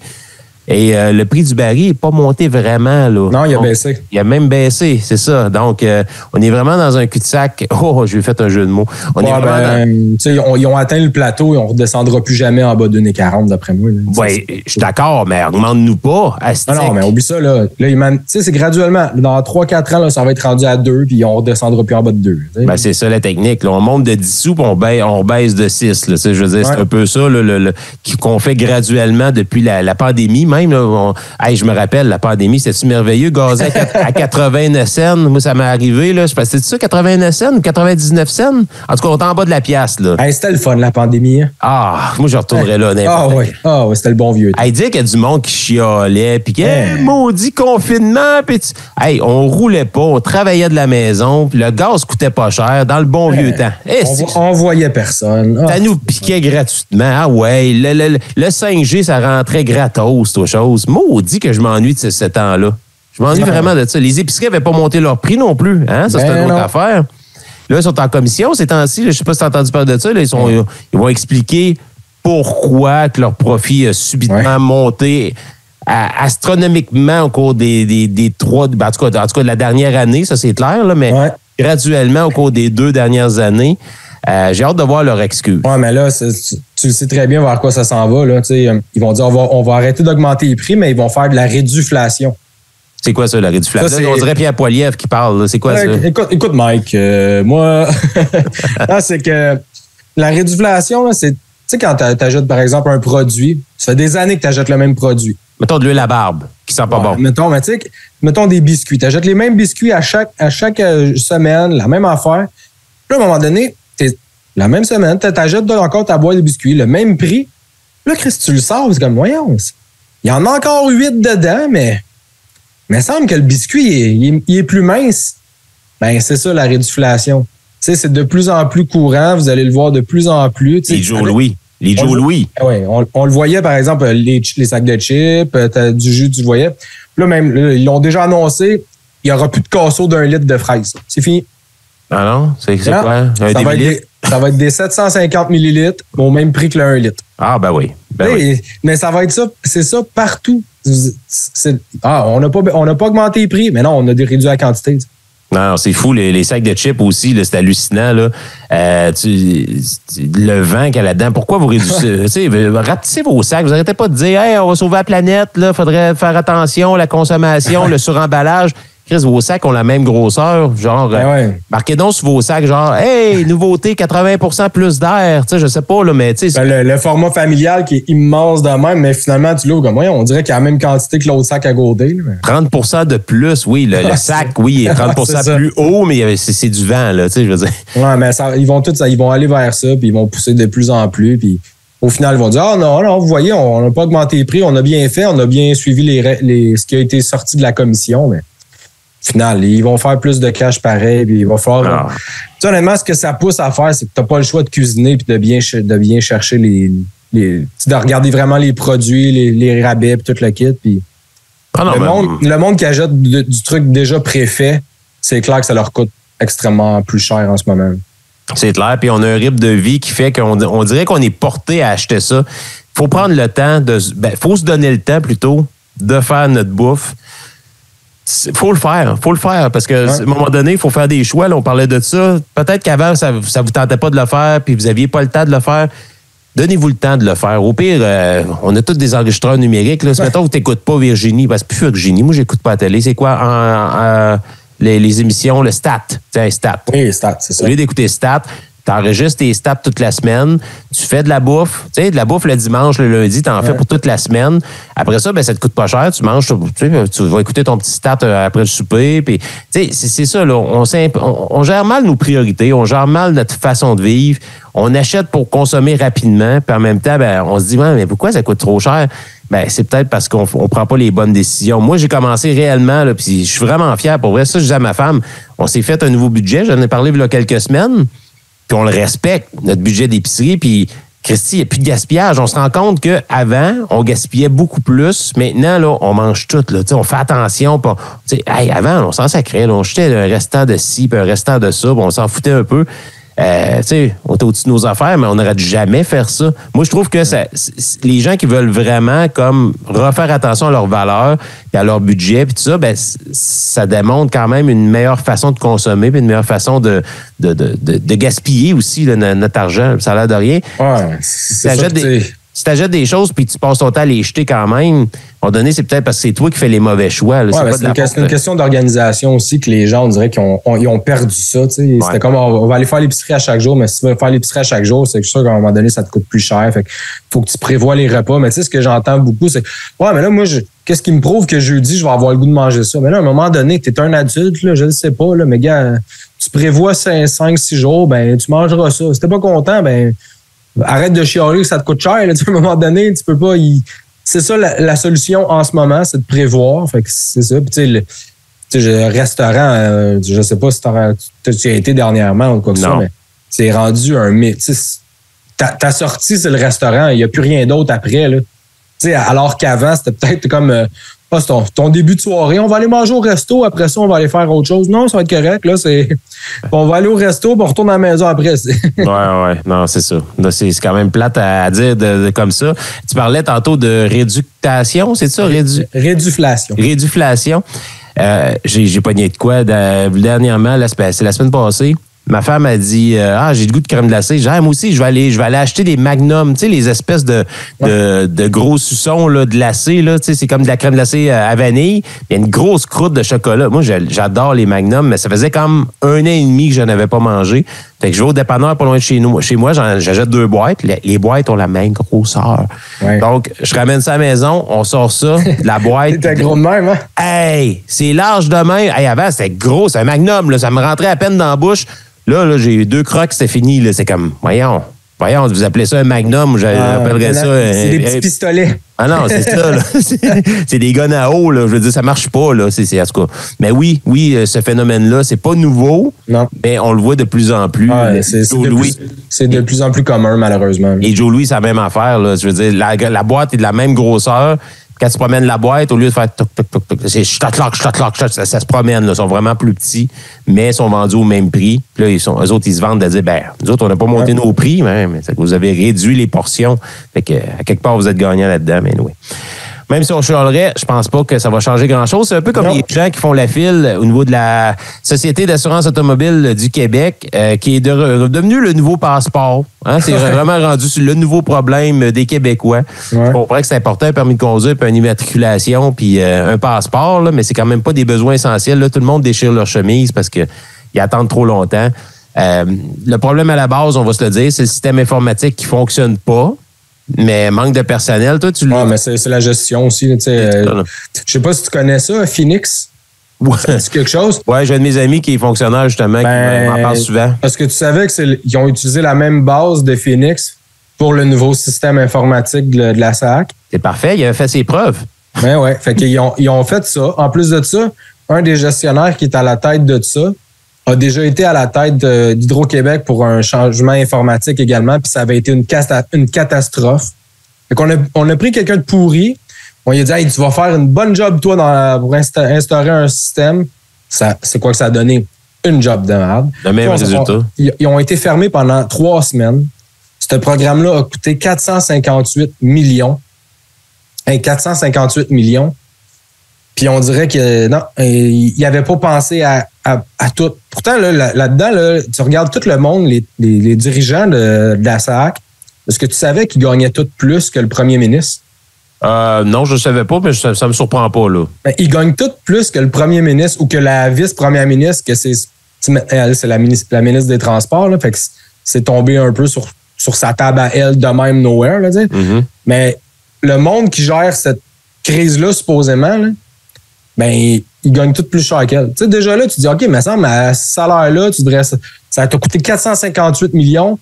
T'es mieux de t'assurer que quand ça fonctionne, que ça part, ça va fonctionner comme du monde, là. Tu sais, c'était correct de fermer 3 semaines, puis c'est de la job. Mais sauf qu'à un moment donné, là, c'est fait tout croche. Le personnel qui est là, tu sais, il aurait pu être 1000 de plus, ça n'aurait pas aidé. C'est le système informatique, à un moment donné, qui est le problème. Tu sais, ça règle rien.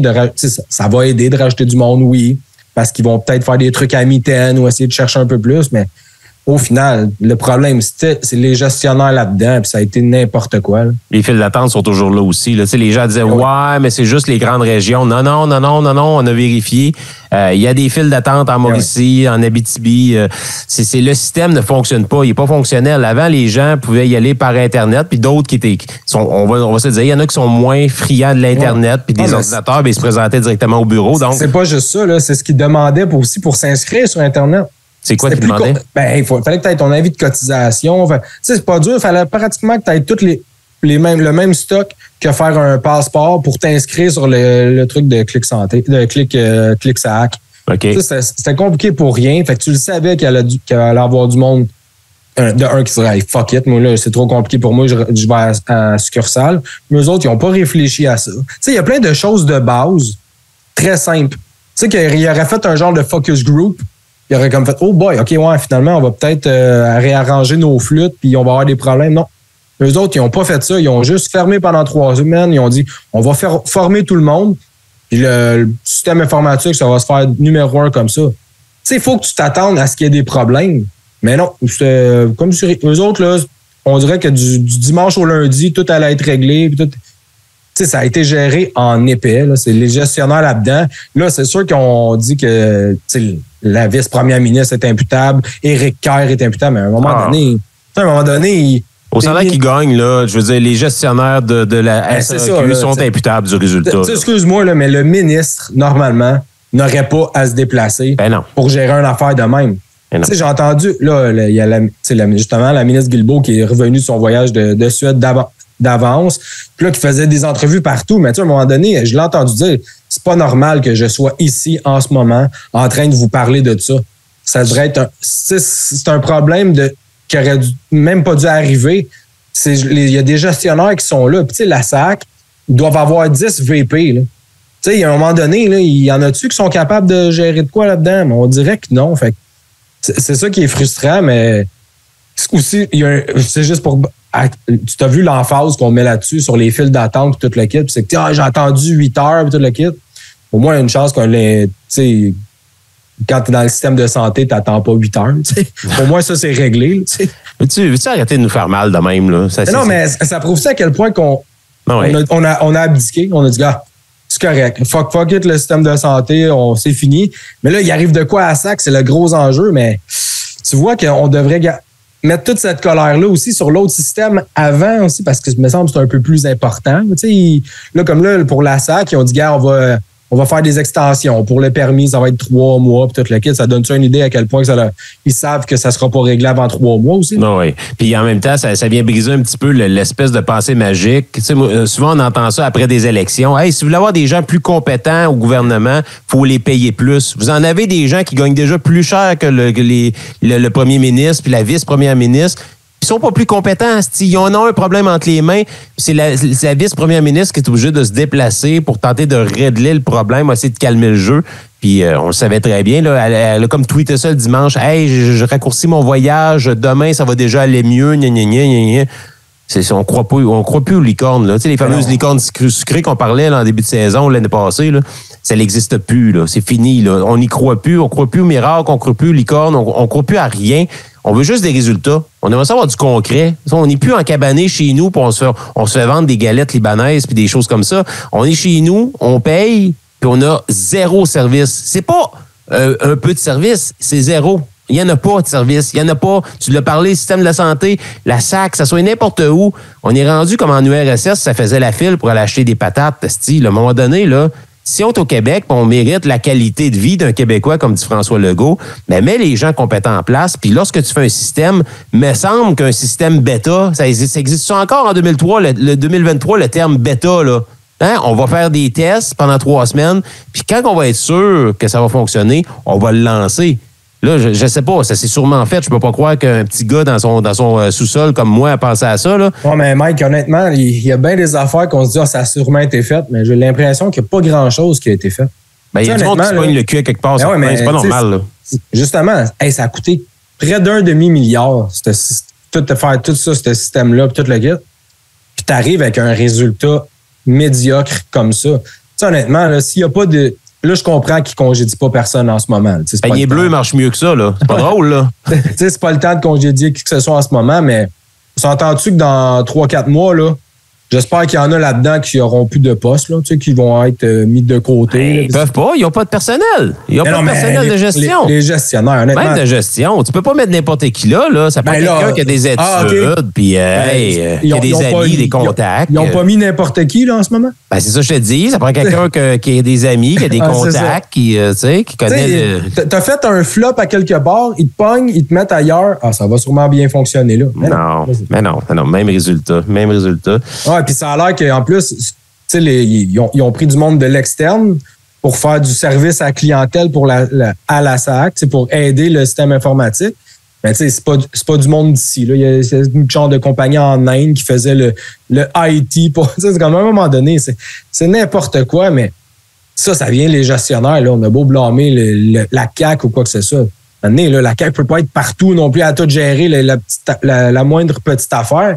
T'es supposé de faire confiance aux gestionnaires, mais tu vois que là, à un moment donné, tu sais, quand on dit qu'il faudrait faire table rase, puis à un moment donné, regarder les CV de qui est où, puis qu'est-ce que tu as fait, puis tu sais, j'aime mieux avoir quelqu'un qui a moins d'expérience, mais qui au moins sait de quoi qu'il parle, que quelqu'un que ça fait 20 ans qu'il est dans le système, puis dans la fonction publique, puis c'est un mandarin de l'État. Mais ouais, un mandarin de l'État, mais il n'a rien réussi, il n'a absolument rien fait. Mais tu sais, mettons qu'il ne connaît pas l'informatique, tu peux pas le mettre gestionnaire de ça, là, à un moment donné.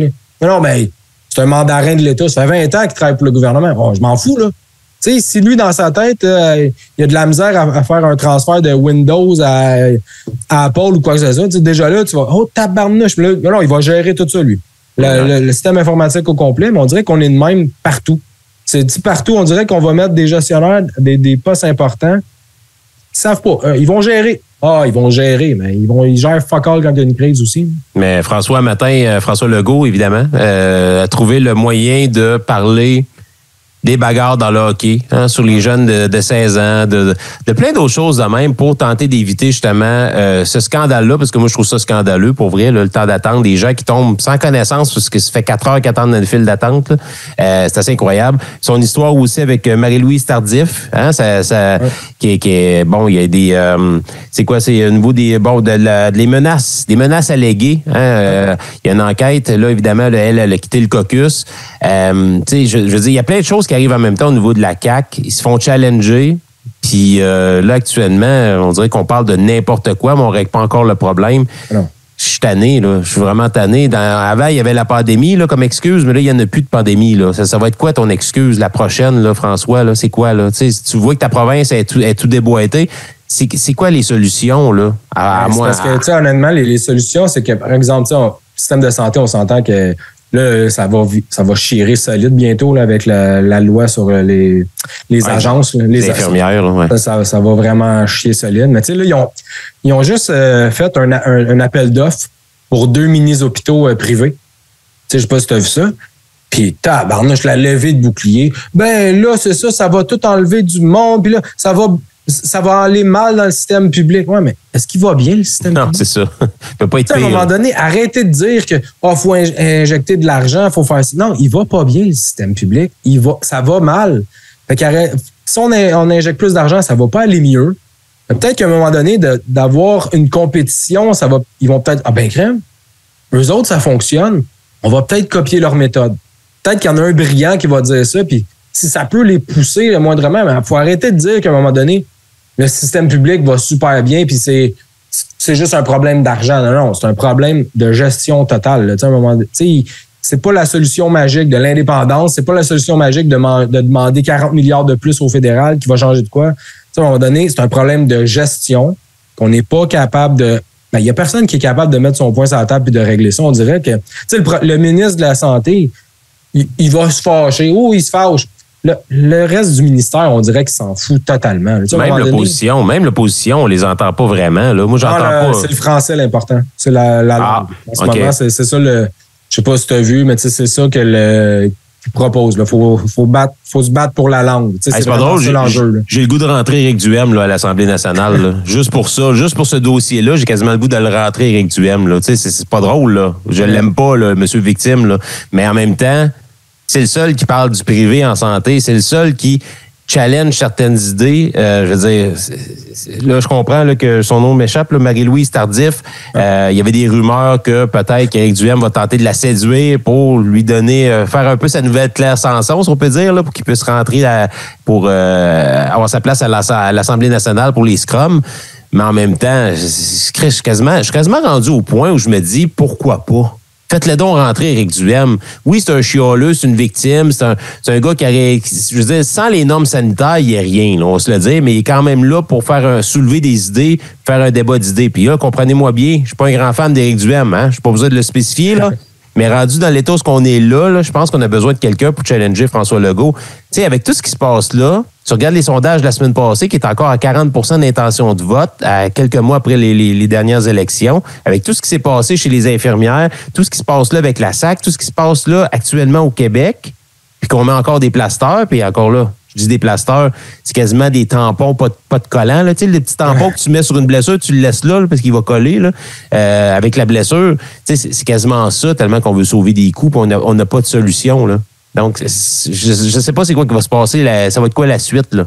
Honnêtement, c'est dur de pouvoir savoir qu'est-ce qui va se passer justement, de prédire l'avenir parce que l'opposition, ben, est inerte. Il se passe rien. Ou par exemple, tu as le PQ qui fait parler d'eux autres, mais pour les projets sur la loi, la langue encore, des affaires. C'est important, la langue, à un moment donné, mais en ce moment, là, dans les priorités, si on pouvait juste régler le temps obligatoire, le temps supplémentaire obligatoire, juste ça, là, ça réglerait une bonne partie des problèmes en santé, mais non, on focus sur d'autres choses. Tu sais, la SAC, on le sait que ça va se régler malheureusement, mais avec le temps, parce que tu peux pas régler un problème informatique du jour au lendemain de même.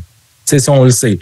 Là, ils vont faire ce qu'ils peuvent, puis gars, ils ont donné les délais, puis on le sait que dans 3 mois, ça va déjà être réglé. Sauf que la santé, on parle pas de mois, là. On parle d'années que ça va mal, de décennies. Non, tu peux mettre de siècles, là. C'est rendu là. À un moment donné, on peut juste focusser là-dessus au lieu de dire, oh non, on a trouvé le problème, c'est les agences. Les agences, le problème. Ouais, mais pourquoi qu'il y a des agences? Parce qu'ils veulent un travail sain. Tu sais, c'est juste pour ça. Qu'est-ce qu'on pourrait faire pour donner un travail sain? Ah, ben oui, il faudrait juste faire telle affaire. On faudrait essayer de le mettre en place. Mais non, on le fait pas, on niaise. C'est trop simple. C'est trop simple. Ils se disent, ça marchera pas. On a fait des affaires plus compliquées que ça, puis ça marchait pas. Si on fait des affaires simples, ça marchera pas plus. Là, moi, ce qui m'écoeure là-dedans, c'est que là, les médias s'en mêlent en plus. On parlait de la SAC. L'histoire, je sais pas si tu l'as vu, là, le reportage d'une cadre qui est en vacances. Là, t'exposes ça, TVA? Pourquoi t'exposes ça? Puis là, je sais, il y a du monde qui nous ont écrit dans les commentaires, ouais, demande aux infirmières si on a le temps de prendre des vacances. Là, vous mêlez les pommes et les oranges. Ça n'a pas rapport, là. Je comprends que les infirmières, vous l'avez eu dur, puis c'est pas facile, puis je vous comprends là, à 100%, puis je vous appuie. Mon point, c'est qu'il n'y a aucun journaliste qui devrait blâmer quelqu'un, à cause que là, actuellement, ça va mal à la SAC, là, devrait blâmer quelqu'un qui prend des vacances. Tout le monde a le droit à des vacances. Même les journalistes, même nous autres qui travaillent pas, on a le droit à nos vacances.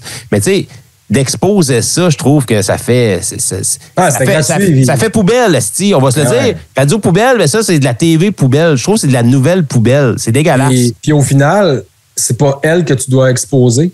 Ben non. Tu sais, c'est pas elle qui s'approuve des vacances à elle-même. Non. Ben encore là. Tu sais, je veux dire, qui s'attendait à ce que ça floppe à ce point-là, le système informatique? Ben, le timing n'était pas extraordinaire, mais en même temps... Ben, le problème, c'est que le monde à l'intérieur le savait. Ouais, je comprends. Mais tu sais, à un moment donné, là... Non, c'est pas elle. Ça aurait pu être n'importe qui. C'est pas elle qui fait en sorte que si elle était là ou elle était pas là, que le système allait fonctionner, là.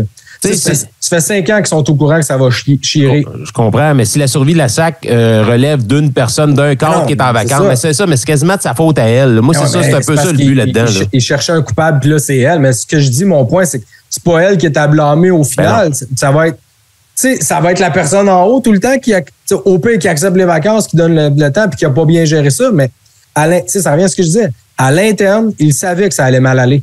Il était au courant.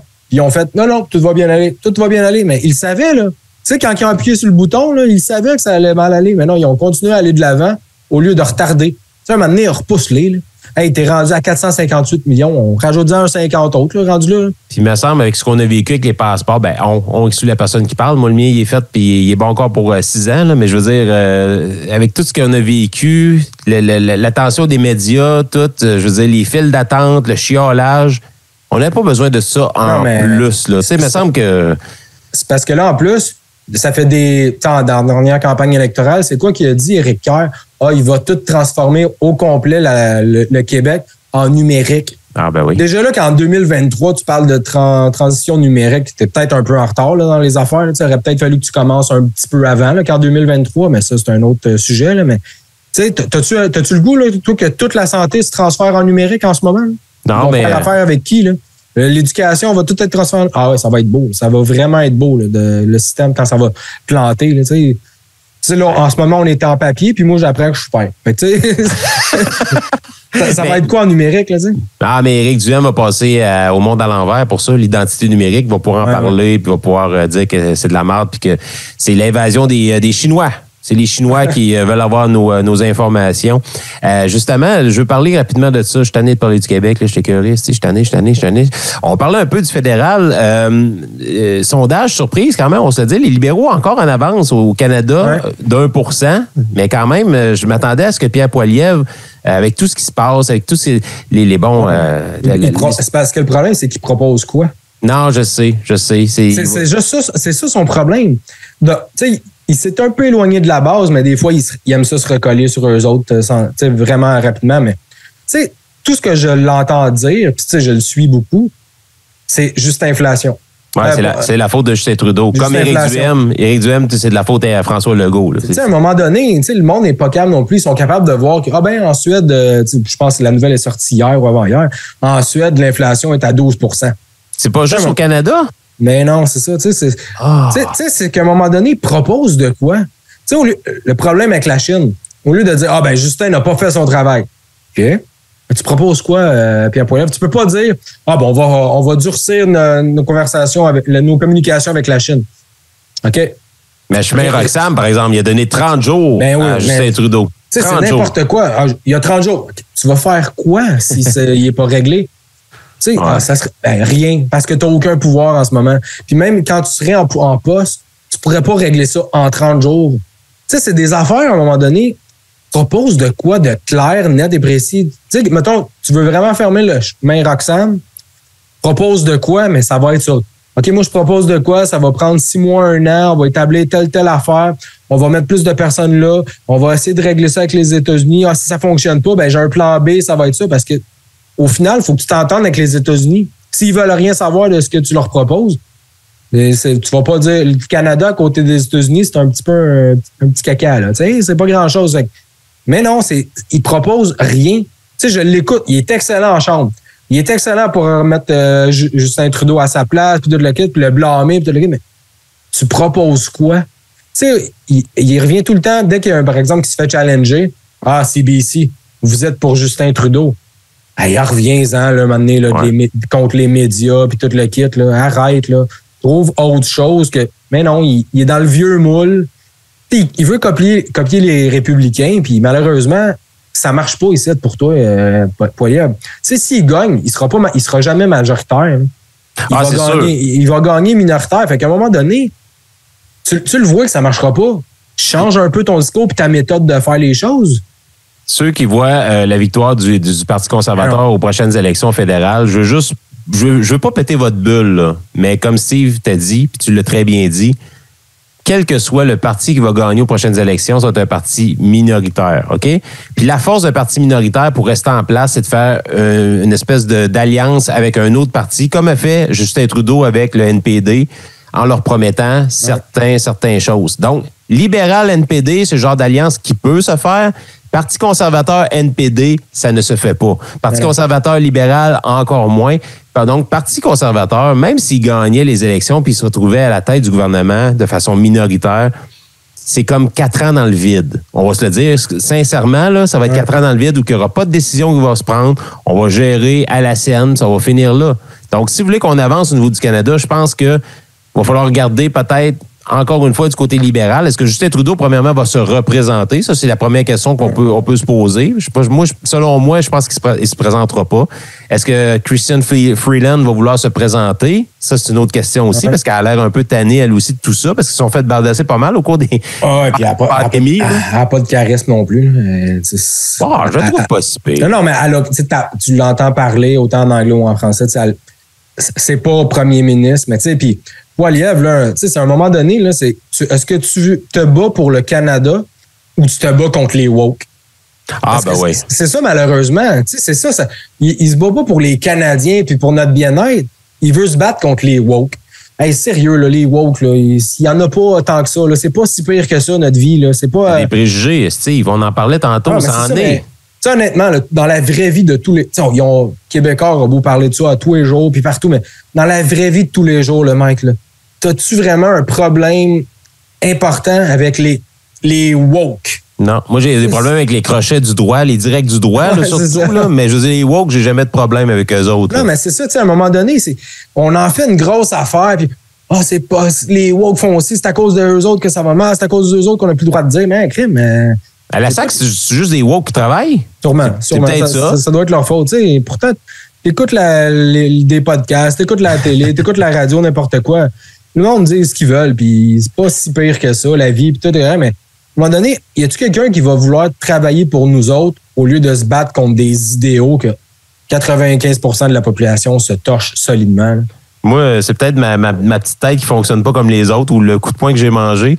Mais quand j'ai vu l'histoire de la SAC, la première idée que j'ai eue, c'est par rapport à un film d'enfant que j'avais vu avec ma fille Béa.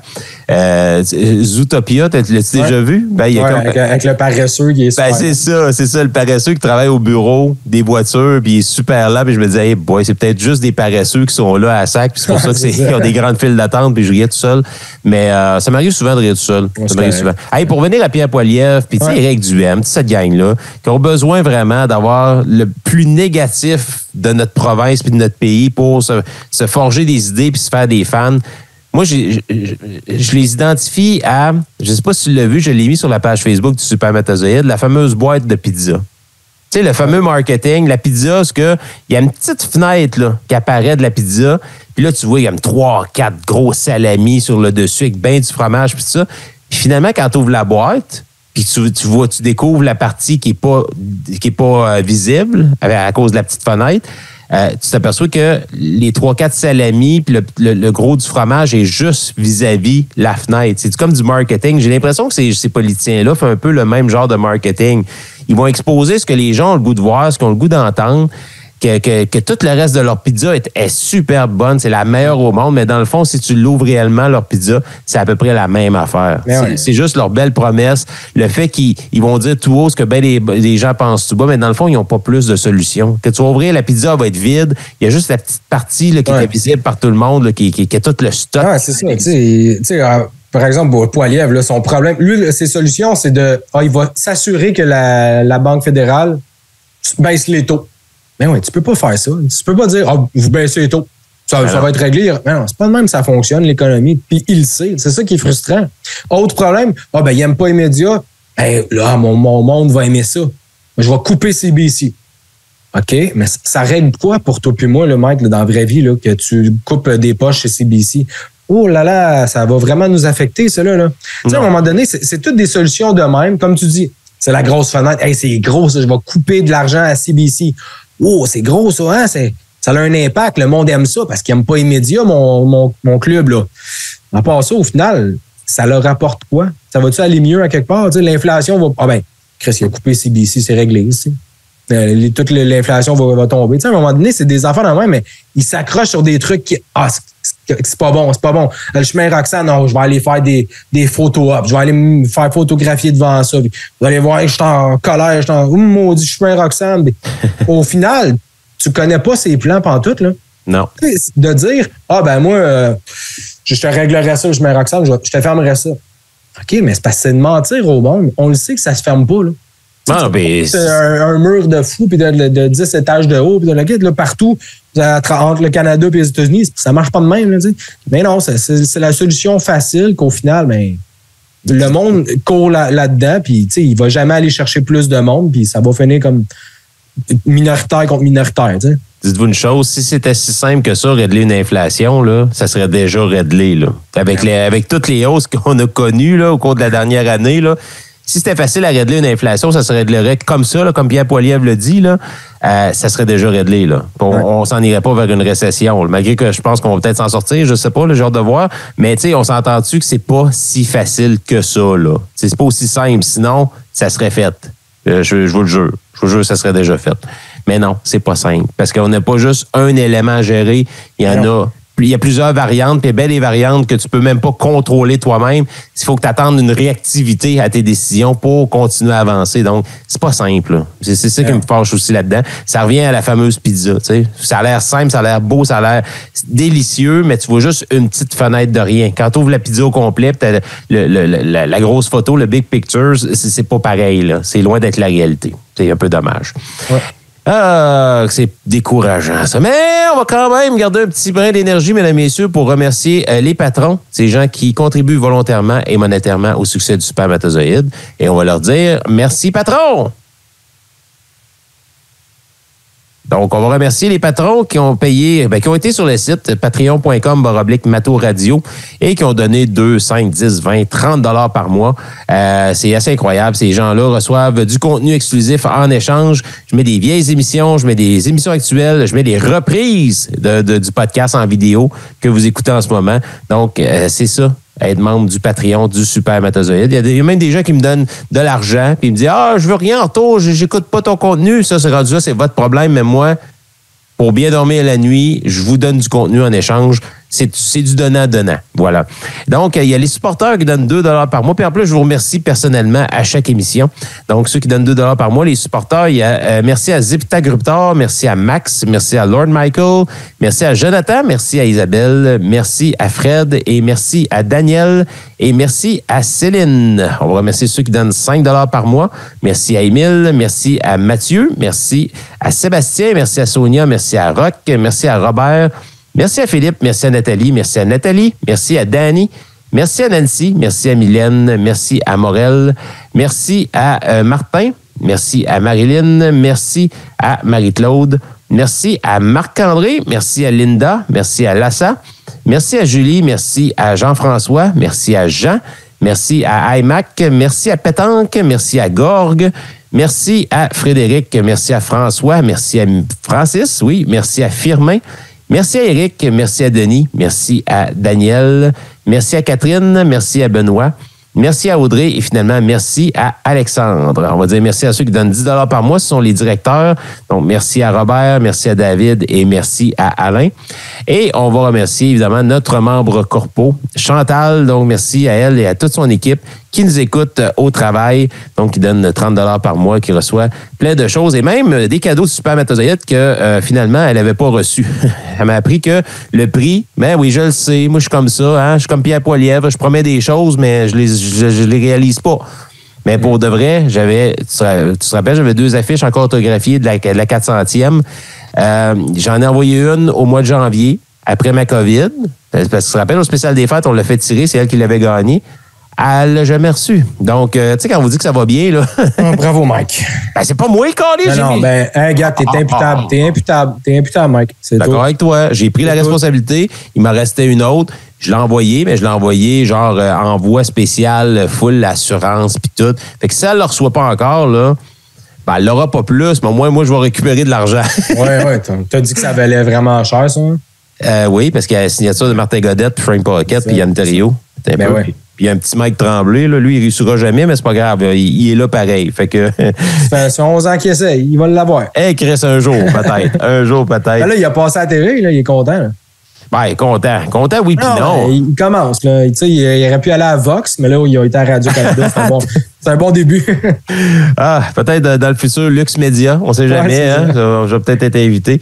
Mais non, plus sérieusement, je voulais m'excuser à Chantal. C'est pas de ma faute, mais en même temps, comme tu dis, c'est vrai, je suis imputable. Je suis imputable du résultat. Fait que je suis désolé. J'ai renvoyé une autre affiche. Là, celle-là, ça se rend pas. Là. C'est terminé, mais j'envoie ça par perdrix la prochaine fois. J'attache ça à sa cheville. Ça fait des années que j'attends mon chèque de paye. Fait que, tu vois. C'est normal. Je te l'ai dit, c'est normal. Fait que, attends. On va blâmer Post Canada tant aussi longtemps que tu n'auras pas ton premier chèque. Fait que, salut Chantal, évidemment. Merci à tous les patrons. Si vous voulez être patron du Supermatozoïde, vous allez sur le patreon.com/Mato Radio. Ça a l'air de rien, je le dis souvent, mais tu sais, ça a payé ton micro, Steve, des caméras, ça paye le service Internet, ça paye le Zoom que je paye par mois, ça paye, tu sais, bien des affaires, une nouvelle console quand on en a eu besoin, des fils, j'en achète à chaque année, donc c'est ça aide vraiment à... Un nouvel ordinateur bientôt, hein, Mike? On est dû pour vrai, on est dû, là. Ça fait quoi, 5 ans, 4 ans de cet ordi-là, je pense on s'approche vraiment du début de la fin, peut-être pour la saison prochaine, mais... c'est peut-être la dernière saison, fait que ça vaut la peine d'acheter un ordi. C'est vrai, il reste 20 épisodes, c'est ça? Un petit peu plus. Ça reste 69. Oh, 69! OK. C'est quoi un jeune? Hey, en terminant, on va parler justement d'un jeune qui m'a vraiment étonné. Son nom sur Facebook, c'est Samy Gobeil. Et lui, il a écrit une lettre ouverte. Souvent, on voit des vidéos, on a vu beaucoup dans les dernières années, des parents qui interviennent vis-à-vis des arbitres, puis même qui viennent au coup avec des joueurs puis des arbitres. Ça, c'est assez épouvantable. Là. J'en ris, mais c'est pas drôle. Là. Lui, Samy Gobeil, c'est un jeune. J'ai pas son âge. J'ai tenté de communiquer avec lui. Puis pour parler à ses parents, évidemment, tout ça a pas été, on n'a pas été en mesure de communiquer, ça n'a pas fonctionné. Mais je veux quand même vous lire sa lettre, parce qu'on dit souvent que quand nous, les adultes, on en parle, ben OK, oui, c'est vrai, on se conscientise, puis on trouve ça plate, puis on voudrait que ça arrête, mais en même temps, quand ça vient de la bouche d'un enfant, là, il me semble que ça prouve que, tu sais, souvent, on pense que parce qu'on est des parents, puis ça se passe dans les estrades ou ailleurs, que les enfants s'en rendent pas compte. Non, les enfants, ils s'aperçoivent de tout, là. Si vous pensez que les enfants voient rien, n'entendent rien, non, ils savent tout, les enfants. Ils savent tout, ils en savent peut-être même plus que vous pensez. Fait que je veux lire la lettre ouverte que Samy Gobeil a mise sur les réseaux sociaux. Et après ça, on aura peut-être une petite discussion là-dessus. OK? Donc, il dit « Salut les parents de joueurs de hockey. Je vous fais un petit message pour vous dire à quel point c'est désagréable et inacceptable de voir des parents s'énerver contre nous et contre les autres personnes responsables de nous. Donc, entre parenthèses, les coachs et arbitres. Lorsqu'on joue au hockey. Le hockey est fait pour s'amuser et se dépasser. Quand je m'en vais à une game, c'est pour voir mes amis, donner mon 100% et avoir l'opportunité de mettre en pratique mes entraînements. C'est supposé être le fun, non? Vous n'avez pas le droit, les parents, de nous crier après sur la glace et venir nous intimider à la fin d'un match. Aujourd'hui, j'ai joué au hockey et il s'est produit un événement sur la glace entre deux joueurs. Deux joueurs, oui. Ce qu'ils ont fait, les deux, ce n'est pas correct. Mais c'est à mes coachs et aux arbitres de gérer ça. À la fin de la partie, les parents de l'autre équipe sont venus nous engueuler et nous crier après comme si on était des criminels. On a 12 ans. Après ça, certains se demandent pourquoi les jeunes veulent arrêter de jouer au hockey. Quand je sors de la chambre après une game, quand on perd, j'ai hâte de retrouver mes parents parce que je sais qu'ils vont me dire qu'ils sont fiers de moi même si on a perdu. Ça devrait être ça pour tout le monde. Ça sert à ça, un parent, non?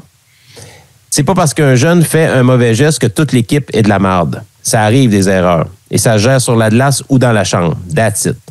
Ah oui. Et arrêtez de crier après nos arbitres. Les coachs leur disent quand il manque un call. Pas besoin de leur crier dessus. J'aime mieux faire une game avec un arbitre qui n'est pas parfait qu'aucune game car on n'a plus d'arbitres qui veulent venir nous arbitrer. Je dis pas que tous les parents sont comme ça, mais si vous êtes comme ça, arrêtez s'il vous plaît. Merci à mes parents, beau-papa, mes coachs et les arbitres. Puis là-dessus, tu sais, Savvy Gobeil, ça a comme fait le tour. Il y a comme 1250 likes, 1723 partages. Donc, tu sais, quand on parle d'un message qui a touché les gens et qu'on décide de partager, là, ben, c'en est un, ça. C'en est un, ça vient d'un jeune de 12 ans. Un jeune de 12 ans qui, lui, il le dit très bien, là. Hey, les adultes, c'est une game. C'est un jeu. On est là pour se développer puis avoir du plaisir. Puis vous autres, là, c'est quoi? Vous voulez vivre votre vie de jeunesse par rapport à nous autres? C'est quoi, là? L'arbitre manque un call, puis tu te sens vraiment attaqué personnellement au point de gueuler après les arbitres, puis les coachs, puis même les jeunes de 12 ans. Là. C'est incroyable, pareil, de voir ça, à quel point qu'il y a des adultes qui l'ont échappé. Là. Je ne sais pas qu'il manque de quoi, ces personnes-là. Là. Mais puis on en parlait, ça arrive plus souvent qu'on pense, des affaires de même. Là. Ouais, mais tu sais, je sais pas si tu te rappelles, il y a quelques années, il y avait eu un documentaire qui avait suivi des jeunes, justement, un jeune de gardien de 12-13 ans, un autre qui était dans le midget ou je sais pas quoi, qui était vraiment un espoir. Tout le kit. Puis, tu sais, je pense qu'il y avait suivi 4-5 jeunes là-dedans, puis tu voyais vraiment les parents les pousser. Puis, tu sais, à un moment, il y avait, entre le père et le gardien, il avait même développé un langage de signes. Il faisait des signes pour y parler pendant sa game. Tu sais, c'était un autre niveau. Puis à un moment donné, il avait mis un micro au jeune. Puis, tu sais, le jeune, il avait connu une mauvaise sortie. Puis, tu sais, il s'était fait scorer plein de buts. Puis là, t'entendais le jeune. Et là, tu me parles plus. Pourquoi tu me parles plus? Puis tu l'entendais brailler avec son équipement de l'équipe. Puis, regarde-moi, tu sais, en parlant à son père. Puis, mais tu sais, tous ces jeunes-là, il n'y en a pas un qui a fait le junior majeur. Ben, c'est sûr. Non, mais tu sais, c'est pour démontrer à quel point, comme, hey, calmez-vous, tu sais, il a 12-13 ans, calmez-vous. Tu sais, il y en a que, non, il a pas fait le 2 lettres, oublie ça, il fera plus rien dans sa vie, lui, là. Mais arrêtez de l'aimer. Il a pas fait l'élite, là, mais arrêtez de l'aimer, il vaut pas la peine. Tu sais, à 11-12 ans, t'es comme, calmez-vous, c'est bon, tu sais, mais malheureusement, je trouve que ça s'intensifie avec le temps, malgré tout ce qu'on sait. Tu sais, on le sait qu'un jeune, c'est bon que ça fasse plusieurs sports, puis toute l'équipe. Puis, tu sais, les grandes vedettes de NCAA aux États-Unis sont obligées de participer à plus d'un sport. Mm-hmm. Mais tu sais, ici, on le sait que c'est ça qu'il faudrait faire, mais non, on est mindé à essayer de même. Faut que ça soit comme ça, du hockey 12 mois par année. Puis, non, arrêtez, là, il y a 1% des jeunes de la Ligue junior majeure qui font la Ligue nationale. Fait qu'imaginez le pourcentage de jeunes qui se rendent à la Ligue. Tu sais, faut arrêter de virer fou. Ça reste un jeu. C'est un super développement, c'est parfait le hockey. Mais s'il y a trop de pression, ça peut gâcher, oui, l'amour du sport, mais bien d'autres aspects aussi. Là. Justement, oui, c'est ça. Oui, ça peut y enlever le goût de jouer, mais ça peut le fucker pour le restant. Tu sais, on le sait que la vie, c'est difficile. On en est la preuve vivante. On fait juste parler de négatif, souvent de la vie d'adulte. Les jeunes, quand je vous dis qu'ils savent tout, là, ils savent aussi que la vie, c'est difficile. Là. Ils voient leurs parents, les comptes, tout a augmenté. Il y en a qui se cassent la tête. Ils savent que la vie va être difficile. Ils peuvent-tu vivre une vie de jeunes agréable et amusante, puis tu sais, qu'on les aide là-dedans, qu'on transporte pas nos estis de problèmes personnels dans la vie de nos jeunes, qu'on traîne pas nos estis de frustrations personnelles, qu'on met ça sur les épaules de nos jeunes. On peut-tu juste leur montrer le beau côté de la vie? Hein, qui vivent une belle jeunesse, qui ont du plaisir. Non, mais c'est vrai. C'est vrai. Pendant la pandémie, là, on avait 2 discours. On avait les parents qui étaient en crise après le gouvernement parce qu'il n'y avait pas de sport pour leurs jeunes, qui ne bougeaient pas, puis ils étaient dans la maison. Puis tu avais l'autre partie qui disait, ouais, mais moi, mon jeune, là, s'il perd ces 2 années, le bantam, là, il ne pourra pas être junior majeur, là, il ne pourra pas être... Je comprends là, tout ça, là, mais en même temps, c'est en pandémie, puis deuxièmement, arrête de penser comme ça pour ton jeune. Ton jeune, peut-être même, lui, il veut même pas faire les sacrifices pour se rendre là, parce que ça n'en prend des sacrifices pour se rendre à ce niveau-là. Là. Tu sais, le problème, on est tellement fan de hockey, mais en même temps, dès qu'un hockeyeur dit quelque chose, on dirait qu'on ne l'écoute plus. Ah oui. On l'écoute plus. Tu sais, le gars, il est dans la Ligue nationale ou par exemple, il est au Hall of Fame puis il dit non, les jeunes, c'est bon qu'ils fassent plusieurs sports. Il faut arrêter de mettre de la pression. Puis à 12, 13 ans, là, sa vie d'hockeyeur n'est pas finie. Puis tout le kit, on le sait jamais. Puis tu sais, regardez par exemple David Perron puis tout le kit. Tu sais, il y en a plein d'exemples puis ils le disent. On dirait que les autres, quand ils disent ça, non, ils connaissent rien. Ouais. Non, ils connaissent rien. Tu sais, il y a un Hall of Fame, ben là, il a joué dans la Ligue nationale, lui, mais qu'est-ce qu'il connaît? Tu sais, au final, moi, je le connais, mon gars, puis c'est ça qu'il a de besoin. Puis moi, il a arrêté à un moment donné, là, virez pas fou, 6 mois. Là, ça reste un sport, c'est le fun d'être dedans puis d'inculquer des bonnes valeurs, mais au final, si tu fais juste chialer après, c'est quoi qui va arriver? Il va-tu être heureux vraiment à un moment donné de l'atteindre? On dirait que c'est pas son but qu'il va atteindre, c'est ton but. Ouais. Mais malheureusement, je ne sais pas si on va s'en sortir de ça. Je le sais pas parce que j'ai l'impression que ça s'est pas amélioré malheureusement avec le temps, malgré toutes les campagnes de pub, ce qu'on entend aux nouvelles. Tu sais, dans les médias sociaux, justement, on entend souvent des histoires comme ça. Et les arbitres aussi, c'est important d'en parler des arbitres. Là, on parle des parents des joueurs, mais tu sais, les arbitres, là, c'est de plus en plus... Il y en a de moins en moins aussi. Ben oui, mais ils sont de plus en plus jeunes parce qu'il n'y a pas une esti d'adulte, ça leur tente de se faire crier après par un autre adulte et d'un. Fait que là, c'est tous des jeunes de 16 ans qui arbitrent, 15 ans. Ils se font intimider par des adultes. Déjà là, en partant, il y a comme un esti de gros malaise avec cette notion-là. Là. À quel point tu es un pourri comme adulte pour aller crier après un jeune qui va arbitrer une game de hockey pour 20$. Là. Tu sais, je veux dire... Ouais, mais on est tellement fous que, tu sais, par exemple, on va regarder des systèmes comme la Suède. Tu sais, on n'arrête pas de dire le Québec, on est pourri, tout le kit. Là, on regarde la Suède, la Finlande, comment ils fonctionnent au hockey. Là, eux autres, savais-tu qu'ils ne regardent pas ça, les points, tu sais, les points quand ils sont novices, puis ces affaires-là, tu sais, ils ne regardent pas ça. Ils s'en contre Chris du nombre de buts, puis des passes, puis tout le kit. Puis c'est les demi-glaces qui fonctionnent. Tu sais, ils ont une façon, puis ça fonctionne, puis les jeunes sont là, puis c'est plus les habiletés. Là, tu veux apporter ça ici? Ah ben non. Mais non, ben nous autres, on l'a la méthode, là. C'est la grande glace, puis il faut compter les buts puis les passes parce qu'à 7-8 ans, là, c'est important de savoir qu'il a fait 50 buts à la fin de l'année. Là. C'est vraiment important, c'est une fierté. Non, arrêtez, là, à un moment donné, il faut s'ouvrir, mais en même temps, on est fermé. On va dire, on est vraiment pas bon ici, ça va mal, mais dès qu'on veut changer quelque chose, t'as tout ça, l'armée de parents qui disent non, faut pas changer ça, faut pas toucher à ça. Ah, c'est rendu juste de la participation. Ouais, mais peut-être que ça a été fait ailleurs puis ça fonctionne à un moment donné. Ouais. Rendu au junior majeur, c'est normal que tu comptes les buts puis tout le kit, mais à 8 ans, à 5-6 ans, à un moment donné, il y a des façons de faire que tu sais, la Ligue nationale, c'est une chose. Les jeunes novices, c'est une autre affaire. Hein. Non, c'est pas le même, c'est pas du drill et toutes les affaires. Il y a des affaires qui se font très bien ailleurs qu'on pourrait appliquer, mais il y a tout le temps une levée de bouclier à chaque fois. Hein.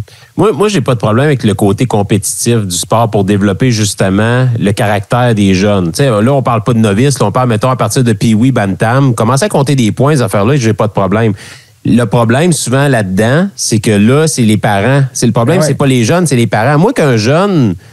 on décide de calculer les points, puis il est fier de sa saison, de son évolution, parce que tu sais, il n'y a rien de mieux que des points pour montrer à quel point tu as augmenté ton niveau de jeu, puis que ça va bien, puis tout ça. Là, je parle pas de ceux-là qui mangent la rondelle parce qu'ils sont payés 2$ par but puis 1$ par passe. Là, c'est pas ça, là. Parce que ça, c'est le problème des parents. Mais ce que je veux dire là-dedans, c'est que l'esprit de compétitivité, j'ai pas de problème avec ça. Moi, je ne l'impose pas à ma fille parce qu'elle n'est pas dans un niveau, parce qu'elle joue au basket. Là. Elle ne joue pas dans un niveau élevé. Moi, je suis juste content qu'elle fait du sport, puis je l'encourage, puis elle manque la balle, puis j'ai du fun, puis je l'encourage. Tu sais.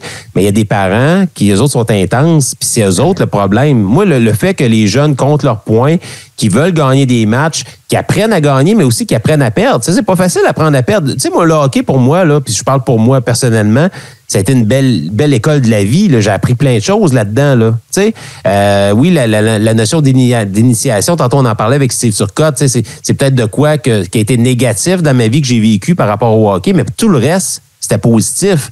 j'ai appris à me dépasser. J'étais pas le plus talentueux de mon équipe, mais Christy, je m'organisais pour travailler mes forces puis améliorer mes faiblesses pour faire l'équipe. C'était mon but à atteindre, puis de m'améliorer. Donc, il y avait une certaine forme de compétitivité. Mais c'est ma commotion qui commence à m'ébranler. Mais tu sais, ça, j'ai pas de problème avec ça. Mais c'est toujours l'élément qui vient tout fucker le chien là-dedans, c'est les parents. Les parents qui arrivent avec l'argent, leur motivation, leur espoir que leur enfant va peut-être devenir un futur joueur de la Ligue nationale, puis il va être millionnaire, puis il va nous faire vivre. Il y a des parents qui pensent réellement comme ça. C'est triste. Oui, mais puis malheureusement, ça va sur les coachs qui sont souvent bénévoles des affaires-là. Tu sais, à un moment donné... c'est ça, parce que ça marche pas. Ils voient que leurs jeunes stagnent, mettons, mais là, c'est pas de leur faute de leurs jeunes. C'est de la faute du coach qui le fait pas jouer assez souvent. C'est ça. Là, tu le mets pas sur le power play. Là, l'arbitre, tu l'as puni, tu l'as mis sur le banc pour une niaiserie. Puis c'est toujours de la faute des autres. Donc, c'est pas ça. Puis tu proposes une nouvelle méthode, comme je disais, c'est comme ça serait bon qu'un joueur rendu à tel niveau, qu'il ait joué toutes les positions. Juste pour au moins voir c'est quoi, comprendre c'est quoi le hockey, puis c'est quoi être défenseur, ces affaires-là. Non. Là, tu vas pas faire reculer mon fils dans sa progression. Comme tabarnouche, ça va être 2 matchs dans sa vie. Mais tu sais, on est boqué là-dedans, mais c'est tout le temps les parents. Puis tu disais que apprendre à perdre, c'est important. Oui, mais c'est pas mal plus facile d'apprendre à perdre quand t'as du plaisir. Ben oui, c'est sûr. C'est ça qui arrive, mais on dirait qu'il y en a de moins en moins de plaisir. Puis, tu sais, le sport coûte de plus en plus cher, le hockey. Il y a de moins en moins d'inscriptions, mais il y a de plus en plus de pression. C'est comme à un moment donné, c'est clair que ça va chuter. Puis, il disait qu'il fallait réformer le hockey au Québec. Je pense qu'il faudrait peut-être parler directement aux parents au début, puis ça l'aiderait. Oui. Il faut changer la philosophie des parents par rapport à ça. Puis, tu sais, les arbitres, je vais terminer là-dessus parce qu'on manquait de temps, mais il faut vraiment prendre soin de ces personnes-là, qu'ils soient jeunes ou moins jeunes, il faut prendre soin des arbitres parce que le jour que plus personne va vouloir arbitrer, savez-vous quoi? Il n'y aura plus de match. On va se retrouver avec des demi-glaces, comme tu dis, puis des matchs amicaux, puis des pratiques. Là, tout le monde va chialer. Mais savez-vous quoi? Ça a été de votre faute. C'est pas de la faute des jeunes qui veulent pas arbitrer, c'est de votre faute à vous autres, les parents. Il y en a eu des matchs qui ont été annulés parce qu'il n'y avait pas d'arbitre. Mais tu sais, juste une affaire que tu changes. Avant chaque game, tu t'assures que les parents, ils saluent l'arbitre. Tu sais, ils serraient la main. Là. Ouais. Je me semble que tu serres la main à un jeune là, avant qu'il commence à arbitrer. T'as moins le goût de l'envoyer chier pendant la game. Tu sais, tu y vois, Colis, il y a 12 ans, lui, là. Ben, nous autres, au hockey, c'était de même. Les capitaines puis assistants, on allait donner un fist bump à... On parle des parents. C'est les parents qui devraient faire ça. C'est sûr que c'est plus facile au baseball puis de l'appliquer, mais il me semble que tu devrais appliquer ça au hockey aussi comme gars. Les parents, là, ça, c'est les arbitres, là. Ils vont faire le tour. Salut-les. Peut-être juste leur dire bonjour. Juste là, d'avoir un... Parce qu'on dirait, on est rendu là. Tu sais, il faut qu'ils réalisent que le jeune qui est là, il a 12 ans. Tu sais, c'est pas normal d'être pratiquement en train de souhaiter la mort d'un jeune de 12 ans. Oh, non, effectivement. Faites de la boxe, c'est moins dangereux. Regardez-moi. Ouais, c'est ça. Hey, ça a même pas enflé. Pour dire comment c'est comme pas loin du béton, cette face-là. Ouais, tu vas pouvoir aller broyer à ta blonde. Aïe, j'ai mal. On va se laisser là-dessus. C'est ce qui met fin au podcast 431 du Super Métazoïde. Je veux remercier notre invité, Steve Turcotte, qui est venu faire un petit tour. C'était pas ma meilleure entrevue, mais... Oubliez pas, tout un coup, mesdames, messieurs. Une chance, c'était pas sur vidéo. Sérieux, je la mettais sur la page. Tes bonnes entrevues, on les met juste sur Patreon, de toute façon. Oui, bonne idée. Je suis pas assez intelligent. Je suis pas assez vite pour dire ce genre de call intelligent-là. Merci, Steve Depoche. Merci à toi d'être là cette semaine. Merci. Très bon show. Merci à vous tous qui étaient à l'écoute en direct ou presque en direct sur Tout-Ce-qui TV, sur la chaîne Tout-Ce-qui TV, oui, sur Twitch. Merci à vous, chers auditeurs en podcast. Merci à Martin Godette, toute la gang de Tout-Ce-qui TV, la gang de podcast.com, Frank Pocket, toute la gang. Merci. Votre travail, votre soutien à ce projet-là est super apprécié. Je vous aime d'amour à vie plus 100 ans. Je veux remercier aussi nos auditeurs, les gens, les travailleurs essentiels qui nous écoutent, que ce soit au travail, sur la route, un peu partout. Et surtout, un gros merci à vous, chers patrons. Je le sais, la semaine passée, je vous avais promis Paul Sarrazin. Cette semaine, il ne pouvait pas. On va se croiser les doigts la semaine prochaine. Puis s'il ne peut pas la semaine prochaine, savez-vous ce qu'on va faire? La semaine d'après. Non, merci, bonsoir. Terminé, là. Hey, j'ai passé à Radio-Canada. J'ai d'autres choses à faire que d'attendre après Paul Sarrazin, là. Donc, là-dessus, on va souhaiter une bonne semaine, une bonne fin de semaine. Puis on souhaite un petit congé mérité. Et n'oubliez pas d'avancer l'heure. Parce que c'est important d'avancer l'heure. Parce que si vous avancez pas l'heure, je fais jouer Francis Sarlette Conan, puis il va vous le dire. Il est capable. En vidéo, ça fait mal. Alors, on fera pas ça. Hey, salut tout le monde. Bonne semaine. Yeah.